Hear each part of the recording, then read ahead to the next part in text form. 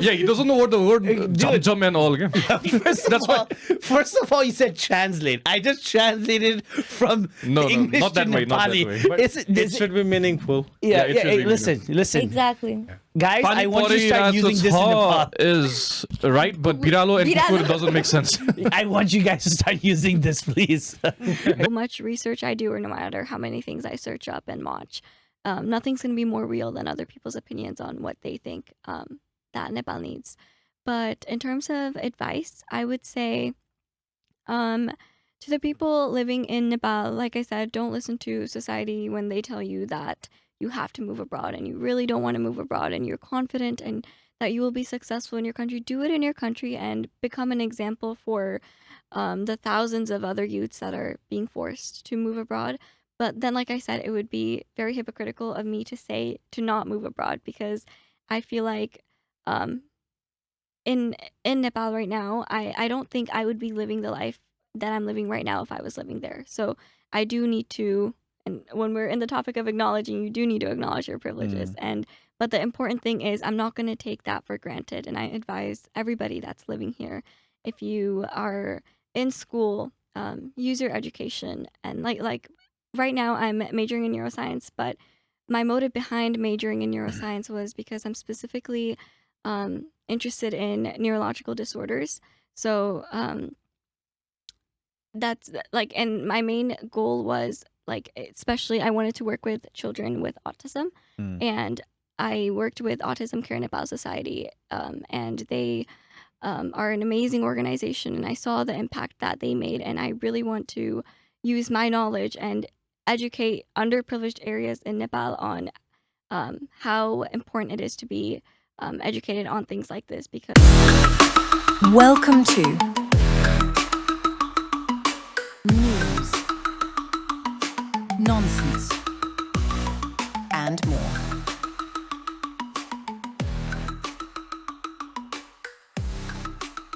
News, Nonsense, and more.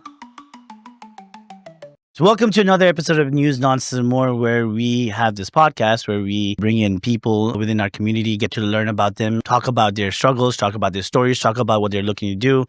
And we also have fun during the process. And just to let you guys know, this episode today, you know, our co-host Prapti put it all together. She took the charge. So, you know, you'll probably be hearing a lot from her than me. So I'm just here for like the vibe, emotional support and vibes, because you know I'm the cool person over here. So That's but with that being said, I'll hand it off to Prapti so that way she can start this episode and I can relax drinking my coffee. Thank you. Welcome everybody to another episode of News, Nonsense, and More. This is Prapti, and we have Mike on the back as well, which Sushant forgot. I didn't forget. I was giving you the opportunity to do it. Okay. He's going to keep rolling things behind the camera, and today's episode is going to be a really interesting one. We have somebody who has a lot of journey that she wants to cover, and also all about her experiences from being an immigrant family to coming to America and how she established herself in her journey. So before going more into it, I'll let her introduce herself. Hi everyone, namaste. I'm Adishree Regmi, and I don't know how to introduce myself, but I'm currently a full-time student at University of Texas at Dallas. I'm studying neuroscience on the pre-med track, and I'm also the founder of Bholi Nepal, and which is one of the main reasons why I wanted to come on this podcast. And I reached out to, I think, Shushantai first, I reached out to the News Nonsense podcast first, and I saw this podcast through TikTok. So I was like, oh, like this is so interesting. Famous. Yeah. And so I really liked their podcast, and I love watching podcasts during my free time. So I'm really excited to be here today and just share my experiences. Thank you for having me today to kind of just have me tell my side of the story about everything. Thank you for coming, and let's all welcome Adishree. We also have her dad in the back and the camera. So welcome to you too, Uncle. And we're really excited to have you and hear more from you. So let's just start with however you want to introduce yourself, like apart from who you are, maybe a fun little fact about yourself, and I guess how it feels being in the podcast today. So, fun little fact about myself, I love to overshare. So, podcasts are definitely my thing. Once I talk on forever and I ramble and I don't know what I'm saying, but I love to talk. So, yeah, I'm really excited to be on this podcast and yeah. Awesome. So just to give a little bit background, I just had a small conversation with Adishree just a few days back. So we're just gonna go along those lines. I found out that Adishree immigrated to the US when she was little. So let's start with her stories on how she felt being from an immigrant family and traveling to the US in such a small age. What was that like for you as a child when your family said, "Oh, we're going to America"? So, time travel back to 2013. My dad was actually already in the US to start up his business. He actually owned a coffee shop in Oh. California. It was called Himalayan Beans. And so, me, my mom, and my younger sister, I now have 2 younger sisters, but back then I had 1. Us 3, we actually we came to the US together later. We came like a year later, I'm pretty sure. So, in 2013, I was 6 years old. I think it was April, May, around that time. And it's so crazy because I was so young, but I remember every single detail. I'm sorry. Did you say you're 6 years old at 2013? Yeah. Yeah, I was doing the math. Oh my! Right? Too young for us. Just made me feel so old. By the way, he's 50. Not 50. 50. No, like you're saying, it made you feel old. Like even I was You feeling feel old? when she said she was 6 in 2013, and just did the math. I was like, 2 years later, I was here by myself. So You finally felt what I've been feeling. this entire time, She said I'm 40, 2013, you were a 6-year-old. yeah. 6 years old. Yeah. I graduated bachelor's. so you can bring the mic closer. Oh, you still feel young? That's That's That's that's the how, spirit. that's you That's know the what? I spirit. appreciate that. I still feel young too. But please go ahead. Oh my god. Yeah, it was a long time ago. Was it really? To me, it was. It isn't. Yesterday. It was like yesterday. Like, what are you last week, dude? What are you talking about? Oh my god. I feel so hot right now. This is so Okay, You feel anyways. we got Oh, it. yeah, go ahead.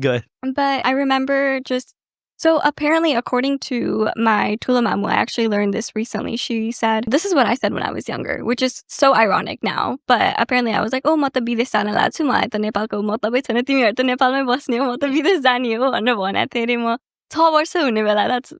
I don't know, that was insane. I can't imagine myself saying that now, but apparently I did. So I guess I was excited to go, but the thing is, I remember thinking that it was like a vacation. Like I remember I had a feeling we were going to come back.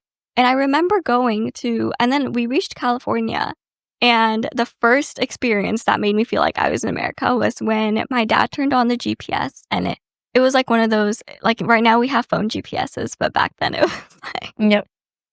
it was a different type of GPS. I was like, why is that talking? Like, and it's talking in like full on like English accent. I was like, oh my God, I'm in America now. So the GPS is what The, made you feel like the you should- What GPS was it made me called feel that- so bougie. I was like, what? She said- Oh So- man, I feel the difference in generations. That's a great small story. Yeah, but it's Yeah. it's crazy how like for her to feel like she's in America was because the GPS had an American accent. The technology. The Yeah. technology. Yeah, But I don't think she'll ever know what MapQuest was like. what's my I don't think so. I Yeah. don't think so. You don't know? my one of my managers when I was working in alumni association in college used to use MapQuest. That's why I'm well aware. And I used to think like, why is she just not using Google? Oh yeah.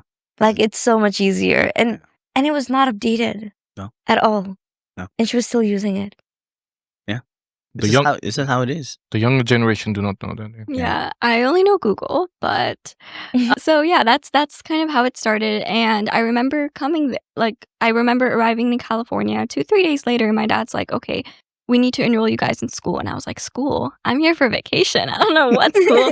But luckily, the school was like, not luckily, actually. I don't know why I said luckily. The school was like literally right there from like where we lived. So it was pretty close by. It was a very close-knit community. It was a small community in California. But I remember California. Then I remember like a few I think we stayed there for a year, then we moved to Kentucky. Mm-hmm.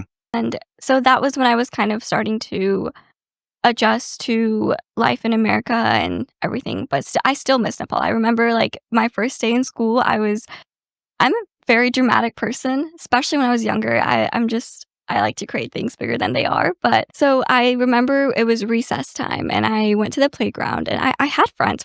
I don't know how I made friends so quick, but so they were like, I think they were asking me to come play with them. I was like, no, like these are not my friends. Like I miss my friends in Nepal. They're my real friends. And that was so rude. But yeah, like I just remember I've always missed Nepal from the moment I moved here. But there was a time from when we moved to Kentucky to Kansas. So we moved from California to Kentucky to Kansas. And when we moved to Kansas, I was kind of starting like 3rd grade, early preteen age, I guess. And during that time is when I started having a little identity crisis. I was like, well, I feel like I belong here, but I also miss home. And the thing about Kansas is it's a very, very not diverse community. So Rednecks. yeah, it's very, very White. Yeah, it's very, very white. It's not very diverse. So a lot of my friends, the community that we lived in was a lot more diverse than other communities, but it was still not as diverse as Texas, or Dallas. You think Dallas is diverse? Dallas is very diverse. Wouldn't you say so? Well, I was in New York, so New York is much yeah. more diverse. Yeah. But no, I mean, like I'm learning from you coming here very early on. Compared to Kansas, yeah. I'd say Dallas is much more diverse. Absolutely. Yeah, even for us, we coming from Nepal, it's more diverse over here. Yeah. Nepal, it's all Nepalese, right? Yeah. Well, yeah, absolutely. Wow. And over here, Top tier dad joke. I think yeah, I should add that. I think it's because like when you move from California, which is already very diverse, moving to Kentucky, which is like already touching on the already touching. It is touching. Yeah. And then going to Kansas, it's more even worse. Caucasian people. Yeah. And then coming to Dallas, it's obviously going to shape you in a way. Yeah, absolutely. In a different way. Because I think, like you said, right, you're from New York. New York. Always you want to mention that. But coming from Minnesota, which is still diverse, Minnesota is still diverse. Coming to Texas, it's a different diversity, for sure. But then when I visit my friends in New York, that's the kind of diversity I think you were talking about. Yeah. But I can understand where the diversity side is coming to. Because I think in Texas, there is a lot of diversity. I think it's more but community it's in not, Texas. It's not inclusive to all the groups, maybe, as much as it is in probably New York. Yeah. So I think in New York, it's just like you can walk down the street and you'd always see like different people. I feel like when I moved from New York over here, it was more. I didn't know that many Nepali people in New York. I met my 2 friends I met them in class. I told you, right? Just because I was doing attendance and the last name I saw was Shaki and Shrestha. I mean, you can be comparing Dallas and New York because New York is like known to be an immigrant city. But like, what I'm trying to say it's the city that immigrants have shaped. So I'm trying to say like even like in Long Island for Nepalese people, like I didn't know that in Nepalese people. So over here, I moved here. I think it's a sense of communities, kind of like what was the more of the culture shock for me. And also, I think Texas has become diverse now compared to what it was maybe 10 years ago or even 5 years ago. Yeah. So I think for you, obviously that's not because of your age. Wow. That comes to play. Like you're not going to see it as much. But for her, she grew up with it. So so I'm kind of interested. So I'm getting a different generational thought process. Yeah. At this point in time, right? Because you were 6 years old in 2013. Still can't get over that. What do you think? Okay, like when you came to, let's say, when you went to Kansas, and then you came to Dallas. Yeah. So every transition that you traveled to, right? What was your biggest struggle? I want to know like what you found very hard. Not knowing where home is, like sukumbasi in a way. Isn't that what like sukumbasi means? Like you're talking to the wrong person when it comes to Nepali because that's the first time I heard that. He doesn't know what sukumbasi is. I don't even know what that word means. he would like, barely barely get words. But I was kind of debating on like where I fit and where I belong, because to me, when people ask me where are you from, I always say Nepal. Mm-hmm.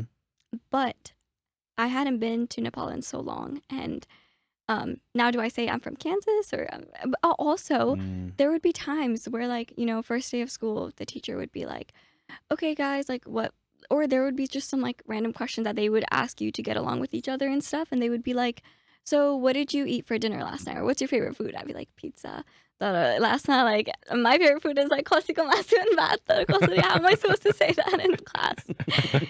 So it was like the more I said pizza, it was like my identity, like my true self, I was slowly losing who I was in a way. But all of it came back when I moved to Dallas. I feel like everything changed for me, and I feel like a lot of my friends that I used to have could kind of see that in a way as well. What about friends? Like, so how long did you live in Kansas, and how long did you live in Kentucky? Kentucky, I don't think we lived that long. I think maybe Just a year. 1 year. Okay. Just a year. Okay. But Kansas, we lived there.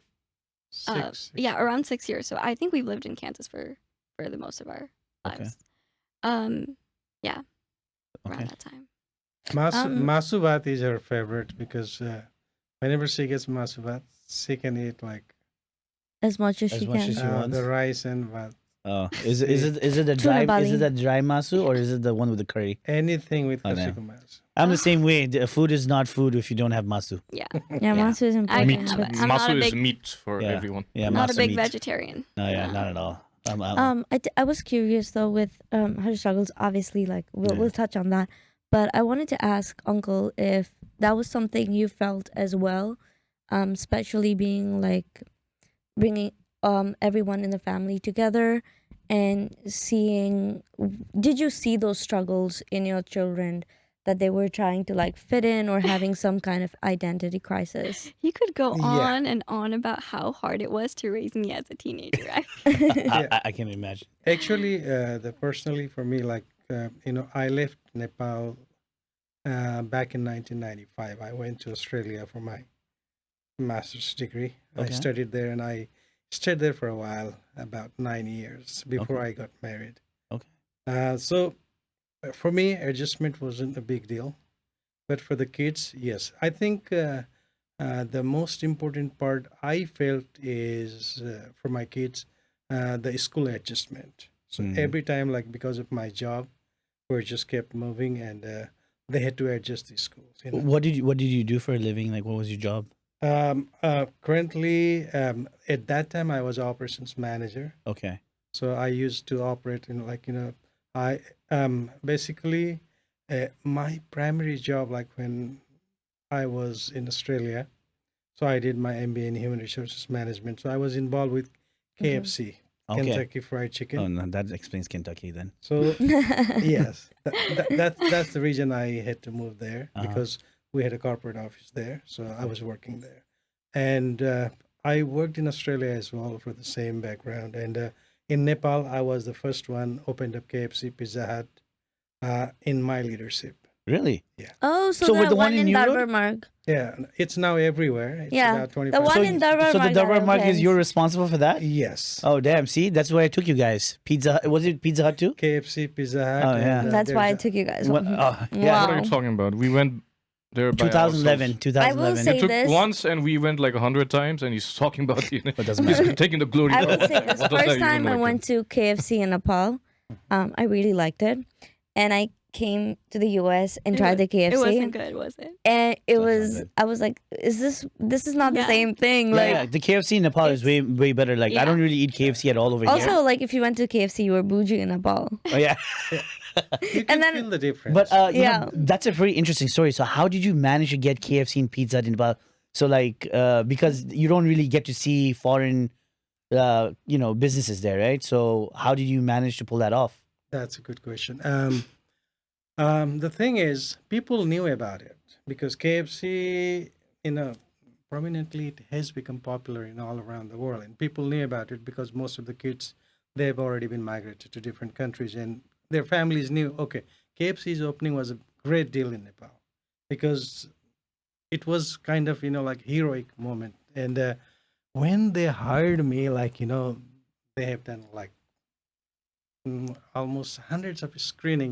Okay, who is the best person to open up the business here? So because I was hired as a the country manager. Okay. So that time there was no logistic, nothing at all. Everything's supposed to come through the Indian subcontinent because they had a one corporate office in India. So the business came through the one of the biggest corporate franchisee, which is a Pepsi company in Nepal, Nepal International Limited. So they gave us the opportunity to open up, and I was surprised. When I was just going to the different outlets, any kind of the hotels, and I was thinking of mostly they've been probably doing 2 lakh sales per day. So when they interviewed me, I thought, okay, hopefully the KFC might do 3 lakhs. And the chief of the operations said, "Oh, you got to be kidding me." Oh. So I said, "Then what is your guess?" So he said, "You should do at least minimum 6 lakhs." Yeah. Then I was just gone, like, hi, okay. How come he said that way? Because I have already been doing all the research and survey, over there, and I've seen the people, few of my friends, they had already their business. So the time we opened, we went to India for training as well, for 3 months. And the time we opened, we did 1.5 million first day sale. Damn. Yeah, first day Wow. sellers. Dang. 1.5 milli? Yeah. Phew. Then it's gone all the way to averaging 2 million. A day. $2 million a day. 2 million rupees. 2 sorry. million rupees. Yeah. Rupees. When Don't you- know Which how is to be still a critical. lot. Which It is is- still a Yeah. lot. Yeah. It Which is is still a lot, yeah. Yeah. So already you have mentioned about Nigeria. That's one of our outlets too in Nigeria. Yeah. We had a team who went to open up the KFC business over there. Yeah. The same company, same brand. I think we need to have another episode just for your Yeah. dad. Yeah. Yeah. It's like, He has an sorry, interesting he's story. stealing the show. I'm sorry. I didn't want to take it away, but okay. But yeah, I want to go back to that before I ask that question. So, how did you deal with Adishree's I guess transition to schools and stuff like that? So that was the initial question. I know, like Prapti asked that. So. Yeah. Yeah. So she was like a sincere girl. First girl is always a sincere. So she never went She's like, against what is she was a very easily adjustable girl. Okay. Like that time we were just struggling, and like we had to adjust about our the legal status and all that. Even though I was on a business visa, but still I wanted to get the residence and all. Yeah. So they were like minimally adjusting for they were not demanding like how kids are here. Yeah. So easily adjusted for everything. So still she does, even she takes care of the sisters too in the same manner. That's good. That's good. That's good I to hear. think I can answer the question for him. Okay. I think because I'm the oldest, I understand my parents' struggles on a different level than my younger siblings. So I don't think I ever showed them how much I was struggling because I didn't want to stress them out even more. And Oh. and I think that just comes naturally, and that's who they are too with their parents, and that's kind of what I grew up seeing as well. And so I knew that like my struggle or what I was dealing with was just like it was temporarily, and I was gonna get adjusted to it anyway. But something that they were dealing with was also it was I don't know, it was something that I can't understand either. So I knew what they were going through was much more bigger than what I was, and for me it was just in like things like not being able to fit in and sometimes lying to my parents about a few things. Like sometimes I'd go hang out with my friends and I'd be like, yeah, I'm just going to go study. That's haven't we all? but yeah, That's exactly. Haven't we all? That's So, how we all get permission. Is like if you study, Yeah. then they'll let you do things. Yeah. But if there's no studies, like why are you? Why are you doing this? Why Yeah. are you wasting your time? Yeah. And there were times where I would sometimes also, this was like back in the day, but back in the day, there was times where I would also be like, oh, like, well, my friends' parents are letting them do this. Why aren't mine? Like they get to have sleepovers. Why aren't mine? So there would be times where I would have full on arguments with my parents. Be like, hey, like there would be times where I was understanding, but there would also be times where I would ask them a bunch of questions on why, like why aren't you letting me do this? What's wrong with me doing this? But I think that all comes with growing up and maturing and realizing that all they were trying to do was protect me, and also just realizing that it's their first time to coming here, adjusting to everything, and just also like he said, like since I'm the first kid, they're more protective towards me than they are with my younger siblings, and just in that sense, like it's a lot different, I feel like, and I feel like now I've understood a lot more on why I wasn't allowed to have sleepovers and why not. But now I tell them everything. If I'm going somewhere, I'll tell them. And Do you feel like the elder sibling that because you had to go through all these hardships, your siblings have it easier? Oh yeah, way easier. Oh, if my two younger sisters are so spoiled, especially my youngest one, she is 10 years younger than me. So that's like a whole decade younger. She's 9 years old. And I feel like just because there were certain things that I couldn't have, I just want, like, it just comes naturally for me to want to provide those things for them. So they have not just my parents, but they have me and my other younger sister. Well, not they, my youngest sister has like 4 people like just doing whatever she wants for her. And I don't know, I feel like maybe it's because I'm a very sensitive person. So whenever she says she wants something, I'll say no to her face. But then like, I'll go get it for her. Or I'll go do it for her. It's like the older sibling thing, you know? Yeah. I would know. I was the youngest anyway, so my brother's 10 years older than me too. He's still trying to relate. He's still trying to relate. I don't think you can when he's the spoiled one, understand.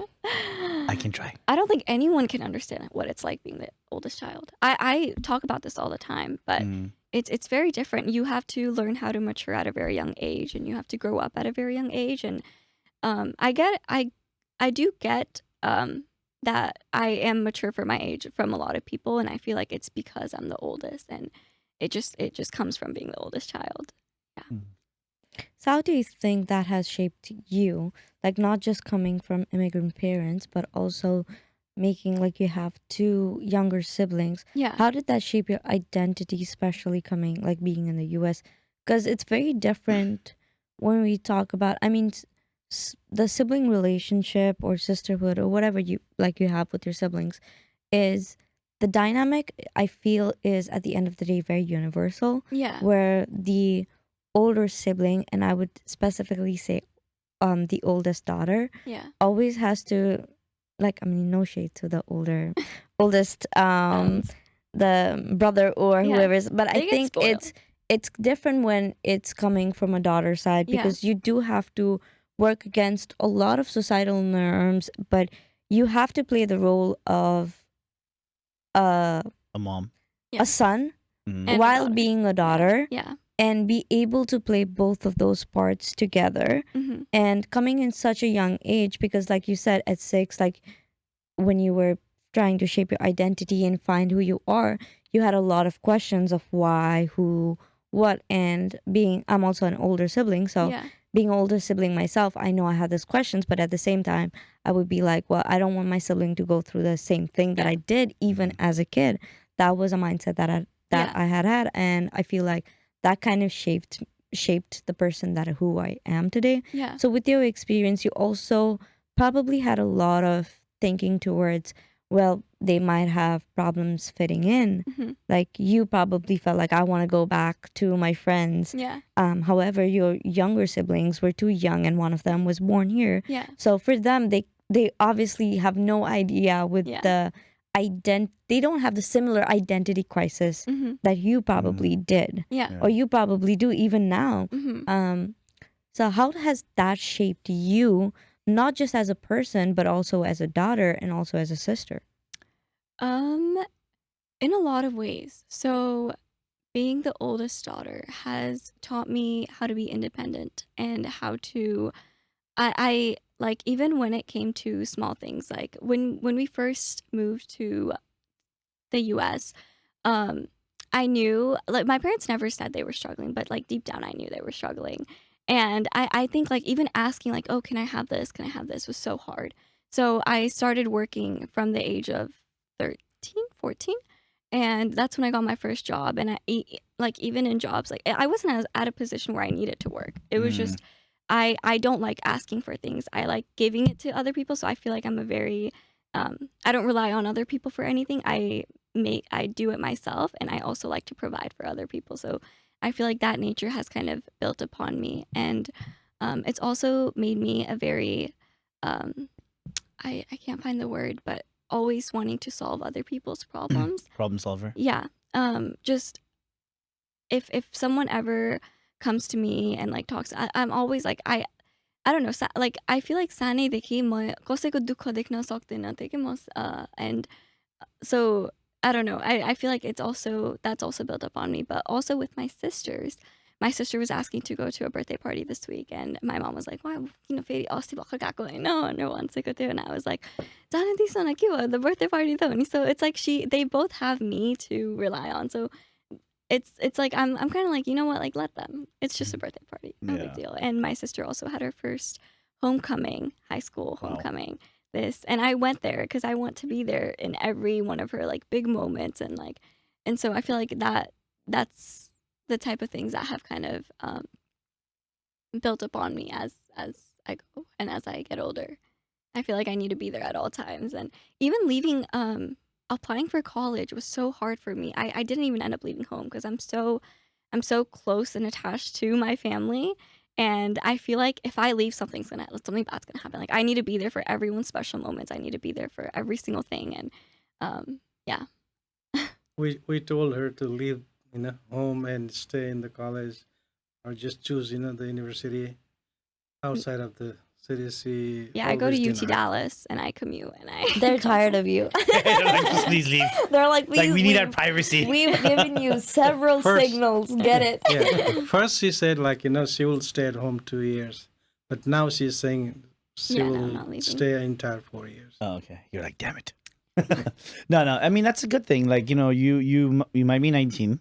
Yeah. But the way you're talking, at least for me, I don't even sometimes come across Your age. Yeah, and your We age get too. it. They don't have that level of thinking, responsibility, comes down to empathy, right? You can be, I think you have a lot of empathy to people that I think explains why the NGO and stuff like that you're doing. When we had a brief conversation, I'm pretty sure you went more into that. So I don't. Do you have anything about that or? Oh. No, because she. What did she had? She wanted to open. Was it called? Yes, NGO? we're transitioning to that. Okay. Take a chill pill. We're getting there. A last question around your identity. So currently, because you've gone through all of these things and you've talked a little bit about your background, at this stage in life, what do you think being Nepali American feels like to you? And what is that for you? What does that mean to you in the current context?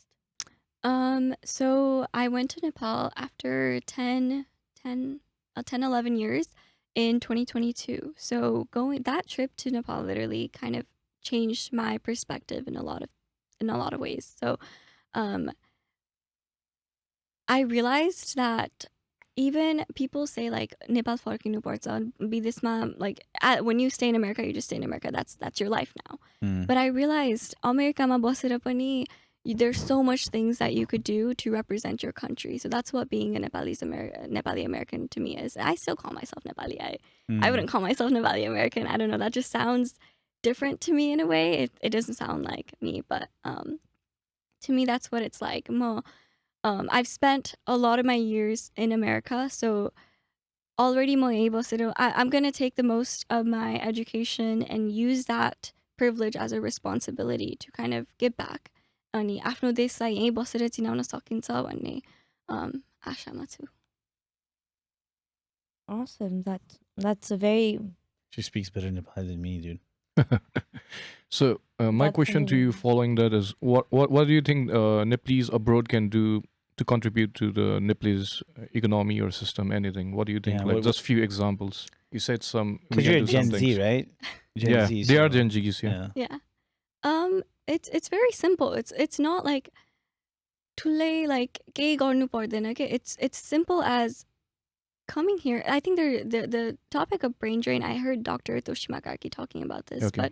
but she said the topic of brain drain is so interesting. Brain drain hunsa, but विदेशमा गएर if you could नेपालमा like the most educated people in नेपालमा बसेर अहिले नेपालको हालत, you can't really do anything in Nepal to Change, yeah. use your potential to its greatest, and that's just not where it is right now. So if you could come in America and use that and represent yourself as a Nepali bhaera, if you are a successful entrepreneur, यही नेपाली एउटा restaurant खोलेर, or even if you are अब हुन्छ नि अब हामीलाई अब Harvard #1 university in America, I think. Yeah. Harvardमा पढेको Nepali स्टुडेन्ट्सहरू we are so proud of them, right? Like Nepali हार्वर्डमा गयो भनेर हामीले न्युजहरू सुनिरहेको हुन्छौँ नि त होइन. So even that's representation, okay? अनि or just like I don't know, like being a very good doctor that invented something, or scientist that invented something, but being Nepali and just I feel like as a Nepali, you're just proud of seeing things like that. Like अर्को नेपालीले यस्तो गर्यो भन्ने. I feel like we have that kind of community as Nepali. So yours is more about representing Nepalese in the international society. So the international society recognizes Nepal, because if you ask most people, they don't even know where Nepal is. Actually, I think Suruma, the representation is science. I think that's the #1 step is to represent, is to bring your country out there. And then I actually it was in my college the other day. Someone was like, "Oh, like you're from Nepal. Like I heard this Gen Z thing was going on." I was so like, "Oh, you know about that?" Because he's not Nepali, and I spent like 10 minutes explaining the entire thing. He was like, "Can you explain it to me? I want to know more." And just that itself makes me so happy. So what was your contribution back in Nepal, living in the US? Did you do anything? What do you mean? Like through the Bholi Nepal? Oh, you raised the fund. So another example would be so I started a nonprofit organization, Bholi Nepal, and it's striving for a better future for the upcoming Nepali generation. So I started in 8th grade. It was called Make a Change Nepal, and then but during that time I didn't do anything, and I was still researching, and then I was like, you know what, I really need to get this project started, and I really wanted to do something, but I truly believe that if you want to do something, you have to do proper research before you do anything. So I spent like a year or something researching, and I'm still researching on what I can contribute to Nepal. I don't think it's something that you could just do once in a lifetime. Yeah. There's always different ways, but so one of the projects he worked, I think she forgot. So your dad's indirectly trying to remind you. Yeah. I'm getting there. I'm getting there. So I wanted to start with something little. So I donated to the school in Khajura Gaonpalika, Nepal. It's called Tirkha Adarbut Vidyalaya, and we actually made school uniforms because a lot of the students there are. I think there's a lot of caste discrimination in those underprivileged areas, and that caste discrimination still exists to this day in those areas. So a lot of them might be seen unworthy of education. And the beginning step to proper education is infrastructure and just the quality of the education. You need proper. These students didn't have proper uniforms. The principal sent me a picture of the students and everything, and it was very, very sad condition, I would say. There was no cafeteria to eat lunch in, and or anything, but I decided to go on with donating school supplies and making uniforms, and the uniforms actually say Bholi Nepal on it. So So I personally went and handed over the fund that she collected from here. Okay. And that Well, has that's been gonna help. utilized to get some school supplies, uniforms, book, pens, anything related to whoever is the kids are underprivileged and they couldn't buy, and that was handed over to the principal, and she got awarded. No, I think that's very That's important amazing. because I mean, she said she started this when you were in 8th grade, yeah, right? That's very young. that's when the initiative started. Initiative But started. I was wondering, just to touch on that because we're in that topic, what inspired you to create Make a Change Nepal? Like, what was it that made you think, like, I know you said you didn't do a lot back then, but even the thought to process, come, yeah. the thought process to come, what was it that you saw or what clicked for you to really get behind, be like, okay, maybe I should start this or think about it, like have an idea about it? What sparked the idea? So in 8th grade, it was 2020, which means it was COVID. So during that time is where we all spent a lot of time with ourselves. And that's when you spend a lot of time with yourself, a lot of creative ideas flow in, you know. So during that time, I spent a lot of time with my family. And it was also when we were in Kansas. And this was when I came out of my identity crisis. And I knew, I was like, this is what I want to do. This is who I am. I want to move back to Nepal someday. And I feel like we need to start doing something now as youths, because clearly these politicians aren't going to do much. So we got to do something. You can't always rely on the government. You can't always rely on politics. If you really want to see a change, you got to do something to contribute to yourself. And so I started researching. I started watching documentaries. That's when I started getting into podcasts. And so that's kind of how the ideas flowed in. And I was also really big fan of Miss Nepal and back then. So that's when the Beauty with a Purpose project, that's when I learned about like, oh, Miss World has like Beauty with a Purpose. And I watched the documentaries of the Miss Nepal's creating the Beauty with a Purpose. I was like, this is so beautiful. Like, I want to do something like this. I want to give back in a way. And just, I think one of the first documentaries that I watched was, I feel like a lot of people have watched this. It's on YouTube, as a lot of views, but it was like, they created a bridge. I don't know if you've watched it. No, you can talk. You can talk about it. We haven't watched it. Okay. They created a bridge because these students it was like a dangerous way that they had to get to school. Ropeway. Through a rope, through a rope. And so they created a bridge, and I was like, What do you mean a rope? like, It's called a ropeway. So Yeah, in it was like, Nepal- it's like all the way up. What do you just Like hang on the rope? zip line, And yeah, you- like Yeah, just they like would literally zip line, zip line but their Oh way. like shit! You Really? didn't know Yeah. that? Okay. Yeah. There are many ropeways in Yeah. Nepal. Ropeways. So you have to like it's like one of those things like you have to go like pew, Yeah. pew, pew, pew. Yeah. Yeah. And it's very the rope risky. is joined from Dang. one end to the other end, and you Yeah. just have to They go. will fall. And there is a attachment. You just go through that Dude, attachment their one by arms- one. Their so- arms must be brolic, but yeah. And you are it's the wrong very target dangerous. audience for this. I am we get definitely the it. wrong target audience for this, but go ahead. But under it is like a river, and I'm like, it's very risky. So I was like, Okay. there is no way. I was as shocked as you were. I was like, there's no way. Like, this is how they're getting to school. And so I think, me being me, I felt guilty. I was like, there's like, I'm going to school like this, and I'm here like, and but like but I knew, like, I remembered how I went to school in Nepal as well, and Nepal just felt like home to me from the very beginning, and I never forgot my school days, even though it was first grade. Like, I just genuinely never forgot. So I don't know. It made me really emotional, and I was like, I want to do something, and I feel like we could do something, and yeah, that's kind of how the idea started. That's very interesting for someone as young as you to have that kind of thought process.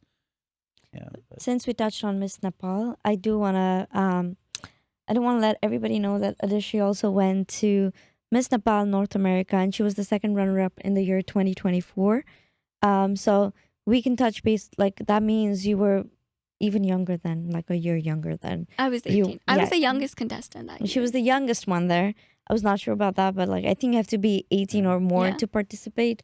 And she was the second runner-up. So I was waiting. Every birthday, I was like, wait, tell me. Recently?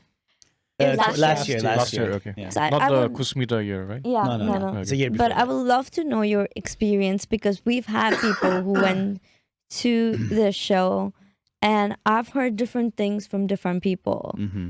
and not all of them are nice. Yeah. Yeah. Towards the participants and the judges and everybody involved, And the Yeah. structure. and everything. So, for you, because it's a platform where it's not just American Nepali and Nepali American, Mm. or American Nepali, whatever it is. And I'm sorry, I'm like keep on saying that because okay, it's okay, don't worry. it is yeah. there is a difference, Yeah. unfortunately. You were also placed with people who came from Nepal Yeah. and who were F1 students here. Mhm. So conversation wise, the vibe wise, how did you feel in such a scenario? Because we've heard from people who are students who've participated, Yeah. Mhm. but like we haven't heard from somebody who grew up here Yeah. Yeah. and how your experiences are. So if you want to touch a little bit more on that. Yeah. So, my main point on wanting to join a beauty pageant was to create a platform for myself. And everyone says this. Everyone says, I want to create a Yeah. platform. But I genuinely did. I wanted to put my name out there because one thing that I learned was if you want to do social work, it's really hard to get yourself out there and make that work very effective unless Because people know you. won't trust you. Unless Yeah. people know you and Mm. unless they can trust you exactly. Yeah. You have to kind of show that they can trust you in a way. So I thought, why not Miss Nepal? And so I actually wanted to go to Miss Nepal in Nepal, Mhm. but the height requirement didn't really match up. So yeah, you have to You be have to 5'4". 5'4". I've told you this. It's not inclusive. It Really? just makes it sound inclusive. Okay. But Yeah. short people can participate. I've told this time and again, guys. Come on. Yeah, I is thought it beauty- because I the got height requirement is also there in Miss World? Miss and all? World, yeah. Yeah, Yeah, I think that's that's the purpose. They like set the same That's bar. why But beauty pageants yeah, are it's- not about personality. It's at the end of the day about beauty. I'm glad she said like she wanted to do it literally, but most of the people actually, if I know Yeah. lots of people that they just show they don't do those stuff. You know? Yeah, yeah, Whatever they that's- beauty with a purpose. It's kind of. They have the power, but they don't do. It's kind of Yeah. it's kind of sad because she That's- actually wanted to do something for a good cause, and Yeah. now she's not getting the opportunity because of Yeah, height. height, like something that's beyond her control. Yeah. And it's funny because I think they used to have a body type requirement too earlier. The waist size. And Yeah, everything. Yeah. that used to matter a Yeah. lot. Like beauty Really? beauty Yeah. standards for women It's- is yeah. insane. Like Waist size. Waist size. Yeah. but then they They had said it was for like clothing during Miss World or Miss Nepal. Yeah, but, like, to measure, but that's um, still you can get clothing on a different. I don't but know. like after the world started being inclusive with plus size and everything. Yeah. I think that was incorporated. And they're a business at the end of the day. They know that their business won't run if they are not inclusive either. So they try their best. But you don't see representation of short people. Technically, I think the only short person that I know is Sabrina Carpenter, who is very famous, but she's also under 5 feet. Oh, So really? yeah, that's the only short representation I've seen on media, literally. But usually, like in that industry in itself, beauty standards matter a lot. So I understand like she couldn't. Okay. Um, How did that make you feel though? Like just out of curiosity, just before. yeah, I was gonna Yeah. touch on that. So the thing is, I feel like I could still grow. I still have hope. Yeah, that's. I haven't given up That's on that funny. dream yet. Probably but gave up a long time ago. We'll hope, but if not, it's fine. I don't think I feel like Eighth there's a lot Eighth of grade. other ways that I could make that change. You can't just stick to one thing.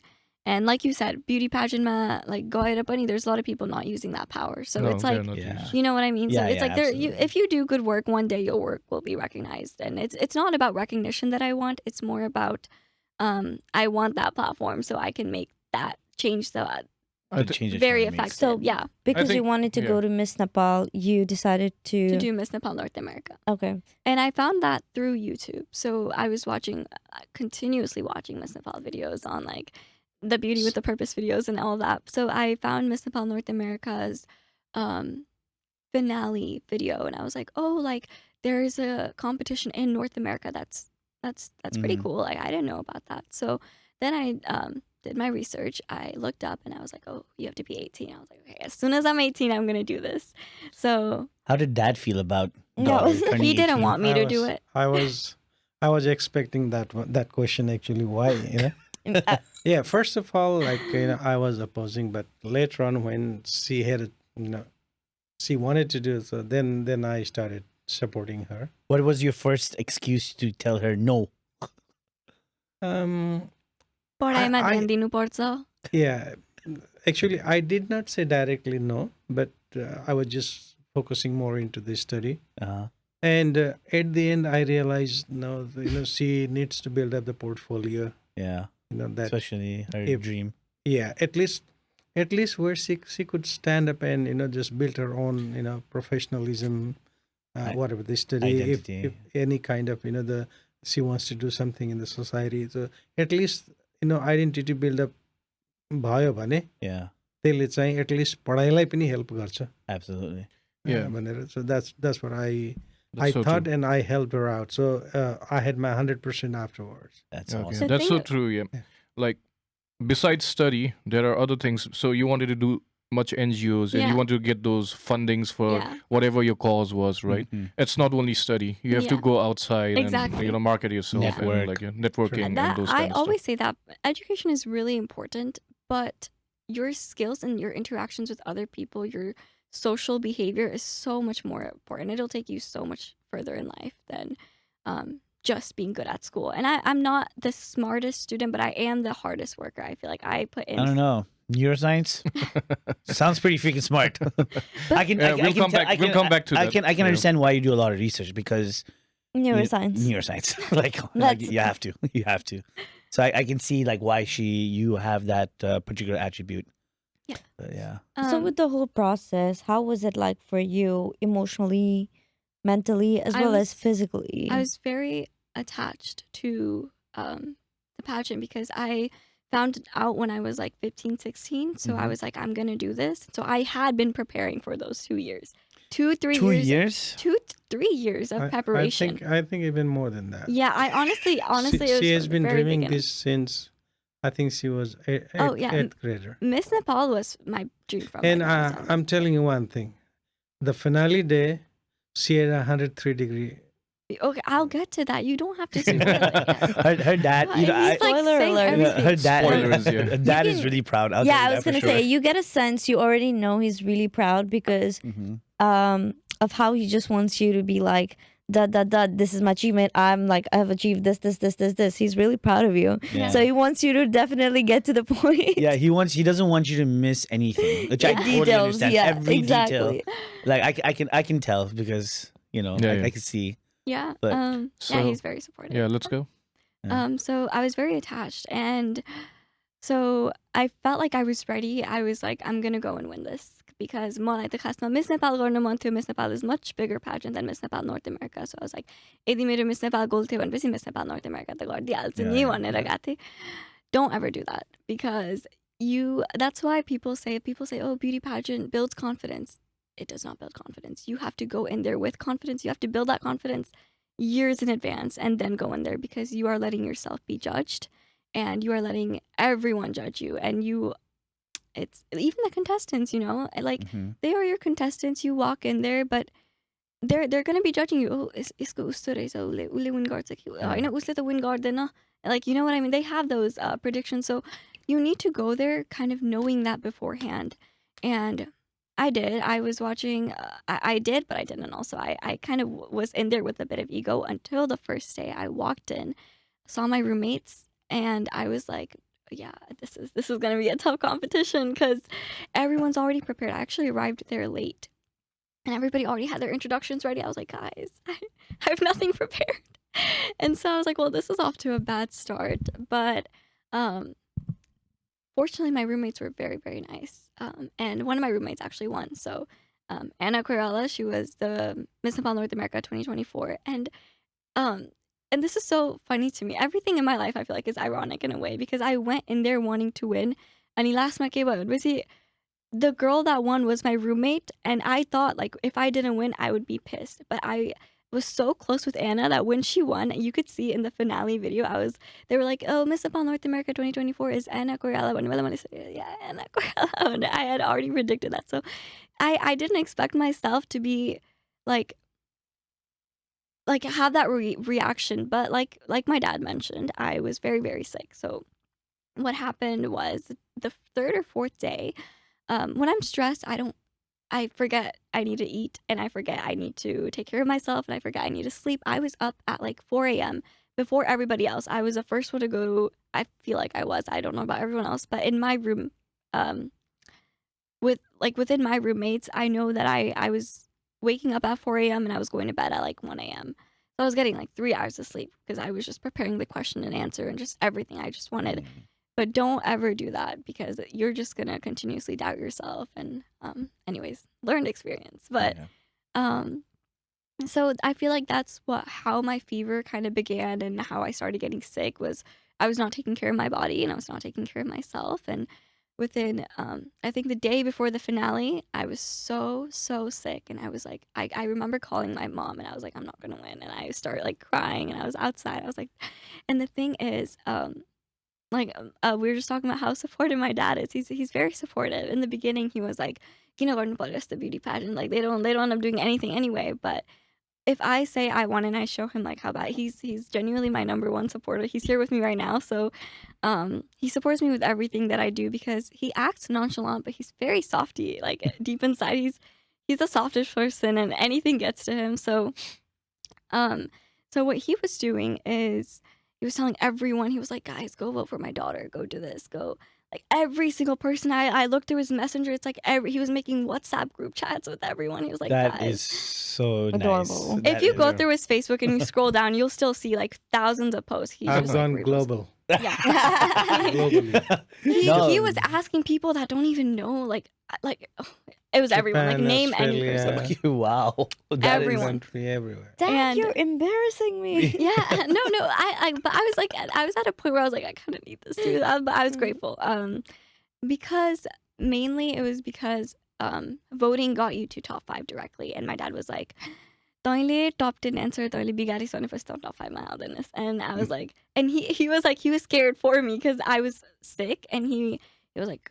And he knew, like, if I didn't win, like, he thought I was genuinely going to go insane. So he was just scared that, like, if I did not win that crown, like, he was just scared of what my reaction would be. So beforehand, he was just telling everyone to vote. And so when I got sick, that was kind of my main motivation. I was like, literally everybody is, like, voting for me. And that voting, like, to vote, you need to put in money. This is, like, everyone's money. And I felt so guilty because... I don't know. That's like people's money, like hard-earned money that's going towards votes. That's for Popular Vote Award.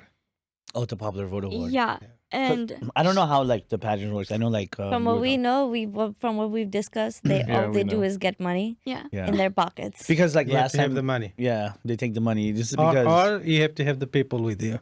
yeah, or you have to have a lot of people. I know like a lot of people. So, I want to go more into the structure Yeah. of the thing. Like, did you think it was a pageant that you would recommend to other people going forward, or I know like and it's fine. You can. Yeah. I mean, we Yeah. the other pageants were like no. Yeah. So- With his question, additionally, did you benefit from it? Those Yeah, kind of Yeah. also stuff. too. Yeah, that's Did you another thing. benefit? So I'll answer if I recommend it first. So speaking from my experience, a lot of people say this pageant is rigged. From my experience, from my year, I can't speak for anybody else, but from my year, I watched Anna work, and I watched her practice her question and answer, and I was there with her that like every single moment. Mhm. And she ended up winning, so I felt like she deserved it. I didn't see any shady things going on, and personally for me, I feel like if it was rigged, the person that paid the most money would win. Mhm. And I won Miss Popular Choice, but I didn't win. So then that was like, okay, like I did feel like it wasn't rigged during that year. Mhm. But then again, I don't know what happens behind the scenes. Mhm. But just based on what I saw, And did you pay $1,000 too to get in? to get It's crazy. I still find that crazy. I think they were thinking. I remember the organizer talking about this, but I think they were thinking of getting rid of the $1,000. Okay. Now that their pockets are full. Yeah. No, like honestly, and like, because I really feel for these girls who are going Yeah, to yeah. these pageants, especially girls who are students. $1,000 for them is a lot of Yeah, money. Mhm. For the students, international it's students that come, insane money. Yeah. That's Nepal more than 8 lakh. Yep. Like that's a lot of money, and make it No, make no, sense, yeah. I mean, like but that's it does why not I make was sense. kind of intrigued because I wanted to get your That's- like thought process because you know you were here, right? So Uh-huh. you had that different way of looking at the pageants and stuff like that, as opposed to our last two contestants. There, like they had a lot of like, oh my god, why is this happening? yeah, And it kind of also this year it blew up on TikTok, right? You were Yeah. talking about how some girl like yeah, because they criticized removed it. the state segments and whatnot, and they were not Yeah, transparent. I reached out to her as well because her story kind of made me question it as well. I was kind of like, why would that happen? And I reached out to her and I was like, hey, like, don't worry about it because it's okay. At the end of the day, it's a beauty pageant, and I know like that's the thing that makes me feel bad is the fact that you have to pay so much money to get in, and if you like you genuinely don't win anything at the end of the day, you know what I mean? Yeah. So then it's just like, was it really worth it? And especially when they take your segment out of the video, it's like, what's going on? Yeah. Because at that point, it's like you put full trust into this organization, and like you come in with, so like to build your confidence, to build yourself, to build, everyone comes in with different reasons, and everyone has different goals to, Expectations, or yeah. like what they want to take away from it. And when something like that happens, it's a bit sad. So I So like I did it help genuinely- you? Did it help you though? Like, did that Any benefits? any benefit? in terms of, as of now, in terms of, I don't know, I feel like maybe my experience is a bit different because I was the second runner up, but because I feel like Anna did get to go to Nepal, and she did, I think she volunteered at a lot of places and stuff. I think Mhm. there's more that the winner gets. I feel like if you are like first runner up or second runner up, I don't think there's much you can take away from the pageant. Okay. No, I know. I That's know. questionable. You pay thousands of dollars. People have to vote for you Yeah. through money, and where's Yeah, one thing I recommend what- is please don't spend your money on voting. One of Yeah, my but- friends was participating this year, and I the number one thing I told her was don't worry about voting, and she also got second runner up. So that's I good. was like, yeah. So I was like, I paid this much money to get second, like to go up there and like, I don't know, to win Miss Popular Choice, and she earned the same placement as me without doing all that. So don't Okay. put in money Well, at that's all. good advice. So But- one thing that I have noticed, like, the personality development, because once you are exposed to the stage, like you get to learn something from the senior people, like, the former Miss Nepals, the way, they teaches you, like, I think you groom yourself.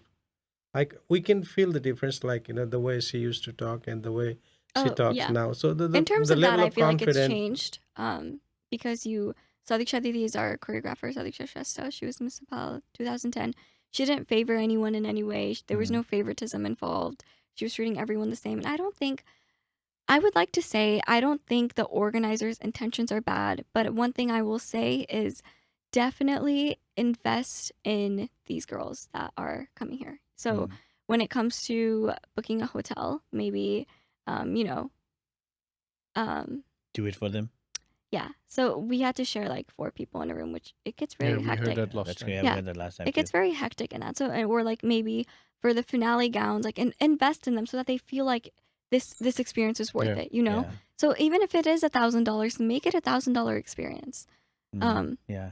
You know? So at least the motive is right, pushing them towards achieving and developing them themselves. I think at least the motive is right over here. Yeah. But definitely do your research before you get involved. Don't Okay. come in there expecting to win. Okay, Prapti, anything else?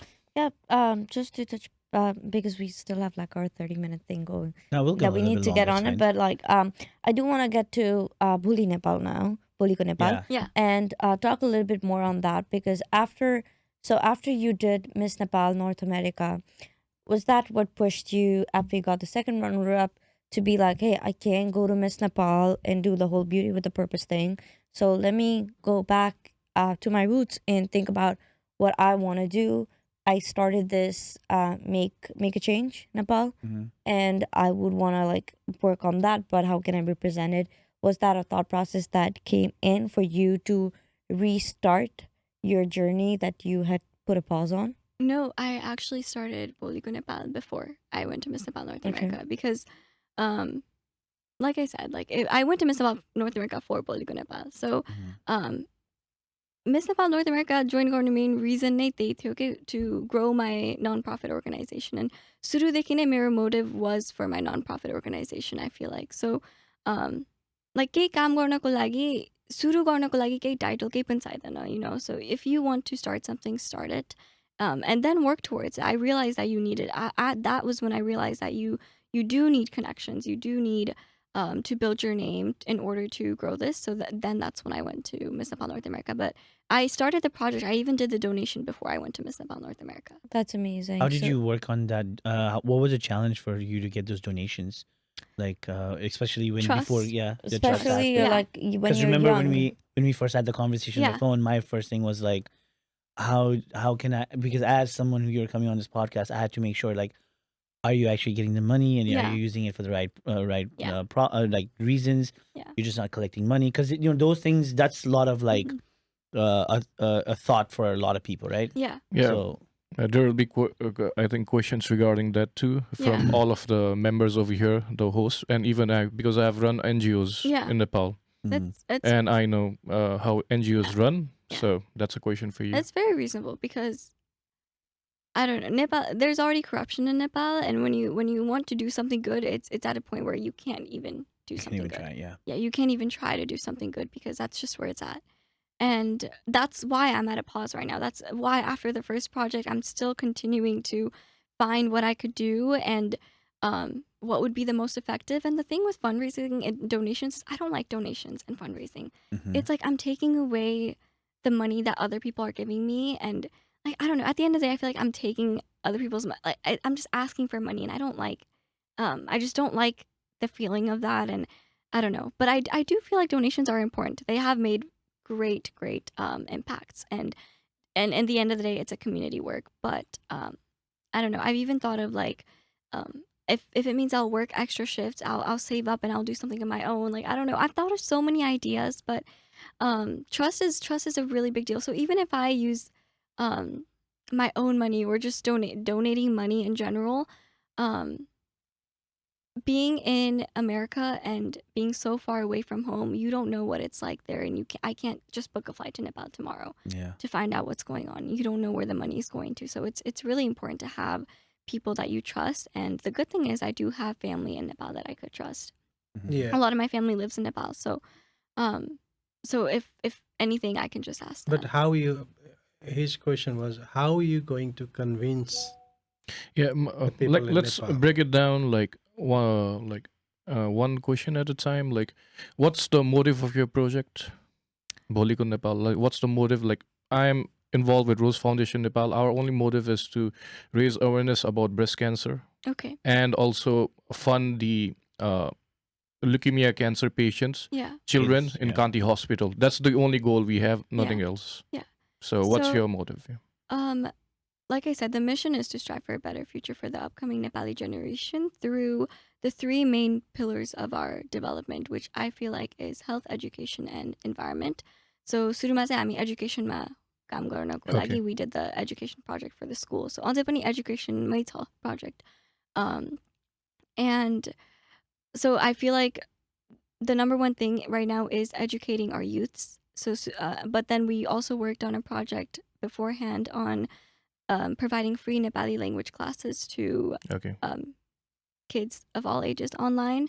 And that was mainly so that we don't lose our Nepali culture. The motive is to create an environment in Nepal where you could go back to Nepal and live a happy life, but I can't do that myself. So we ended up having an officer team, and then I don't think that worked out too great. So we're planning on just building the organization in general to create more projects that will create a bigger impact, that will make an impact on the future development of Nepal. But starting with education, I feel like that's our main focus right now. Okay. So- Education should. Okay. You can Yes, go. I'm so sorry to cut you off, but like, so when we talk about nonprofits here, right? There are different kinds of nonprofit. Yeah. So when we talk about like there's 501(c)(a), 113(b), C, all that stuff. So Bholi ko Nepal, where does it fall? 501c3. C3. Yeah.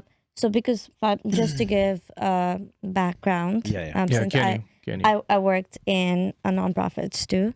501(c) is a tax revenue code by the IRS that exempts nonprofits from who do public charities Yeah. and all these other stuff that they're working against the issue. There's a certain criteria you would have to meet to be a 501(c), but that's something that IRS is like. Okay. That's a code. Right. I don't know the how it's done in over here. I only did back in Nepal, so I There's a whole bunch of requirements. You have to have Okay. like a structure of Do- people, yeah. and you have to have like certain members and all that stuff. You cannot also like work against political parties. You have to be non-biased as much as possible. You cannot support anything that shows your stance just for a certain person or just a certain biasness in a way, like to create Okay. that discrimination or biasness. To touch on that, like because there are so many requirements and certain like value, which is I'm talking in terms of like the dollar value Yeah. that you would have to meet. how are you making sure that those, because you are doing a lot of things back in Nepal, how are you making sure that this 501(c) here meets the requirements also with the nonprofits back in Nepal? Because I've also worked in making sure that the donations reach a certain place in Nepal. We have done, That's the when main I was in factor. college, we did donate to this place called Sam's School, Sam's House, for educating, giving children better life. It was in so when you do that, you have a lot of tax stuff. You have to make sure a lot of these donations that come through and go through are kept in place, and you are also in stance with the government and the codes here, as well as in stance with the codes back in Nepal. And you have to pay like, some percent of tax and all that too. So how was, especially when you are young, right? You don't know, you do research, but as a young person, that can be something where people can come and give you conflicting opinions. Like you said, you had family to navigate you with these situations, but within your team, how was that circulated? How were you involved in making sure that these things happen? Because as a founder, you are the decision maker. So as a young person, how have you made sure that the structure and the impact, the issue that you're trying to touch on is put in place with the donations and the charities that you have, and it's all transparent from US to Nepal or vice versa? So I had direct contact with the principal in Nepal with the school that I was working in, and in terms of money, we did all the calculations. I made sure everything was, all the money that we donated did indeed go to these specific supplies. We had pictures, videos, everything shown of all the uniforms that were being sent. And then I made sure I emailed it to every single donor that donated this money to make sure that their the money that they sent was being used in the right way. But also, in terms of taxes and stuff, I am very, I guess, not very knowledgeable in that financial area, but I am working with this other organization. It's called PAVE, Philanthropy and Volunteerism in Entrepreneurship. And so they're actually helping Bholi Nepal with all the taxes. So I filed my 501(c)(3) with them. Okay. That makes sense. So how do you raise your donations? Like through what channel do you do? Or you contact GoFundMe? Yeah. Okay. And Well, that was what I did the last time. to fund your projects. Yeah. The first project. Yeah, the first project. Okay. The So first project. what do you see yourself doing to, let's say, fund the next projects, or what do you plan on? What are your plans on that? Have you ever thought about it? I was thinking a GoFundMe, but here's the thing. Like the next project, I'm not sure if I'm kind of in that conflicting decision on whether I want to do something that deals with money or not, because from something that I realized was नेपालमा जतिवटा school बनाए पनि पुग्दैन के लास्टमा, and there's no way, how many schools am I going to give money to build the infrastructure, to build playgrounds, to donate school supplies? That's not our job as Nepali people. हामीले गर्ने कुरा हैन त्यो, हैन? So I feel like the change needs to start from the government level. And so I'm actually thinking of ways where we can actually make that change from a government level, which we can't. But when I go to Nepal next time, this is kind of why I'm trying to build a platform, is I do want to get some knowledge from the people in the government in Nepal, the person that's in charge of the education, and kind of give them my perspective, if that makes any difference, kind of go on and have one-on-one conversations with them. And yeah, just things like that, or like maybe even going to Nepal and educating the like underprivileged village areas in Nepal on why it's important to just any of those topics, whether it's health, education, or environment. Yep, It's very funny she says that, because me living abroad, I share the same sentiments, right? Like people need to be educated, right? Yeah. It's if you want the government to change, you need to make sure the people change. Yeah. Right. And I feel like you kind of have the same sentiment when it comes to that, because when we had Milan here the last time, he was saying that the culture of how Nepalese people look at ministers or people in It's very powerful different, figures yeah. is like they're looked like as gods. Yeah. Yeah. Right. And And- if you look at it, it makes sense, because look at the education qualification of a Nepalko, let's say electrical industry मा कोही काम गर्छ भनेपछि त्यो मान्छेसँग electrical degree छ. Does he have any type of qualifications that we don't know what kind of qualifications they hold. कि जसलाई पनि राखिदिएको छ because यो मान्छेलाई चिनेको छ, they have connections. Yeah. And so how are we supposed to trust them? How are they supposed to provide the work that we trust them to give? Mm-hmm. Yeah, I mean, like, I think to touch on that, what you just said, the statement, which I completely understand, but I think you're also stereotyping with the politicians who don't have particular, kinabane in Nepal, also in industries, you do need to have a degree, you do need certain qualifications, you do need, because of that, because I lived in Nepal and I've seen that through and through. I would hardly disagree with that statement that not everything that, especially when people working in banks, working in any corporate office, people are trying to build their business. So in those areas, and even government officers, like they have to give this exam called Lok Seva, which you cannot pass by connections apparently, and that's a very hard exam to give. So when people do Lok Seva, they have to do it based on their own hard work and by giving exams. So I'm just gonna correct you that that bit. But politicians, like politicians in power, they do not have that academic qualifications that you're talking about, and that's also because in Nepal, political science or politics in general is not seen as a subject that a person should go and study. Like in Nepal, it is just how it is built, is that doctor, engineer, lawyers, and maybe bankers are the ones that you see, and there's like, that's the study that you should go for, or profession that you should go for. But anything that considers any topics within the liberal arts section, that's the part where people have a lot of questions in. Yeah, and it's a good thing you said that, because like if you look at like the US, right, we don't really question people's like credibility when you have to go to DMV, right? Because that's nuanced to us, right? Yeah. What we hold is people who hold the power, like when people vote for them, that's how we think. And that's what I understand where she's coming from, because that's the same thing that I would think. Yeah. The thing is, the requirement, the way you explained it is, the people who want to get that basic entry-level job has to do a lot more than like what the person who's getting voted into power or that position does. Yeah, which is so why it's kind of like flip-flopped, right? Yeah, and which is why I said politicians are the ones who are in that side, but it's not, we cannot use the average Nepali as an example for that. Yeah.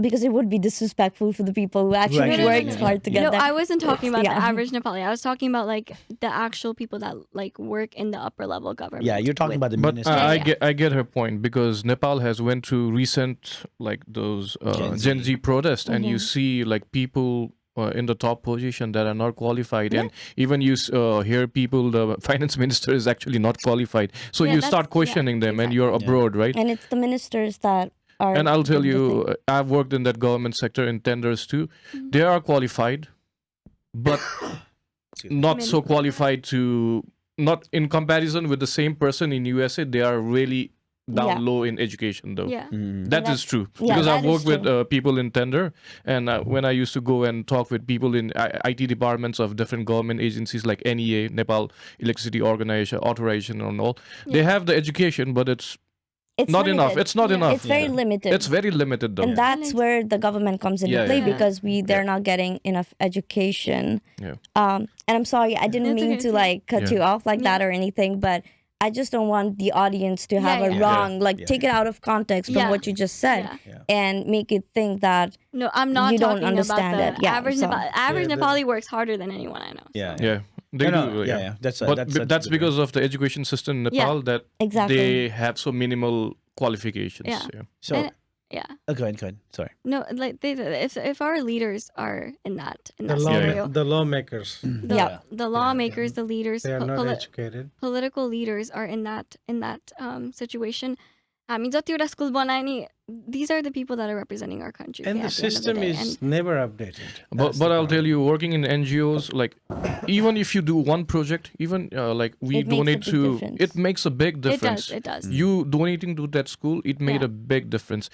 Us managing to donate a child who's suffering from cancer, even 50,000, that's a big Yeah. difference. Yeah. You don't need to be small or belittle yourself over there. You have made a great change, and if you can do that further in the future with different small projects, and also be an advocate to the government in big projects, Yeah. that would change the whole system in Nepal. That would be awesome. Yeah. Yeah.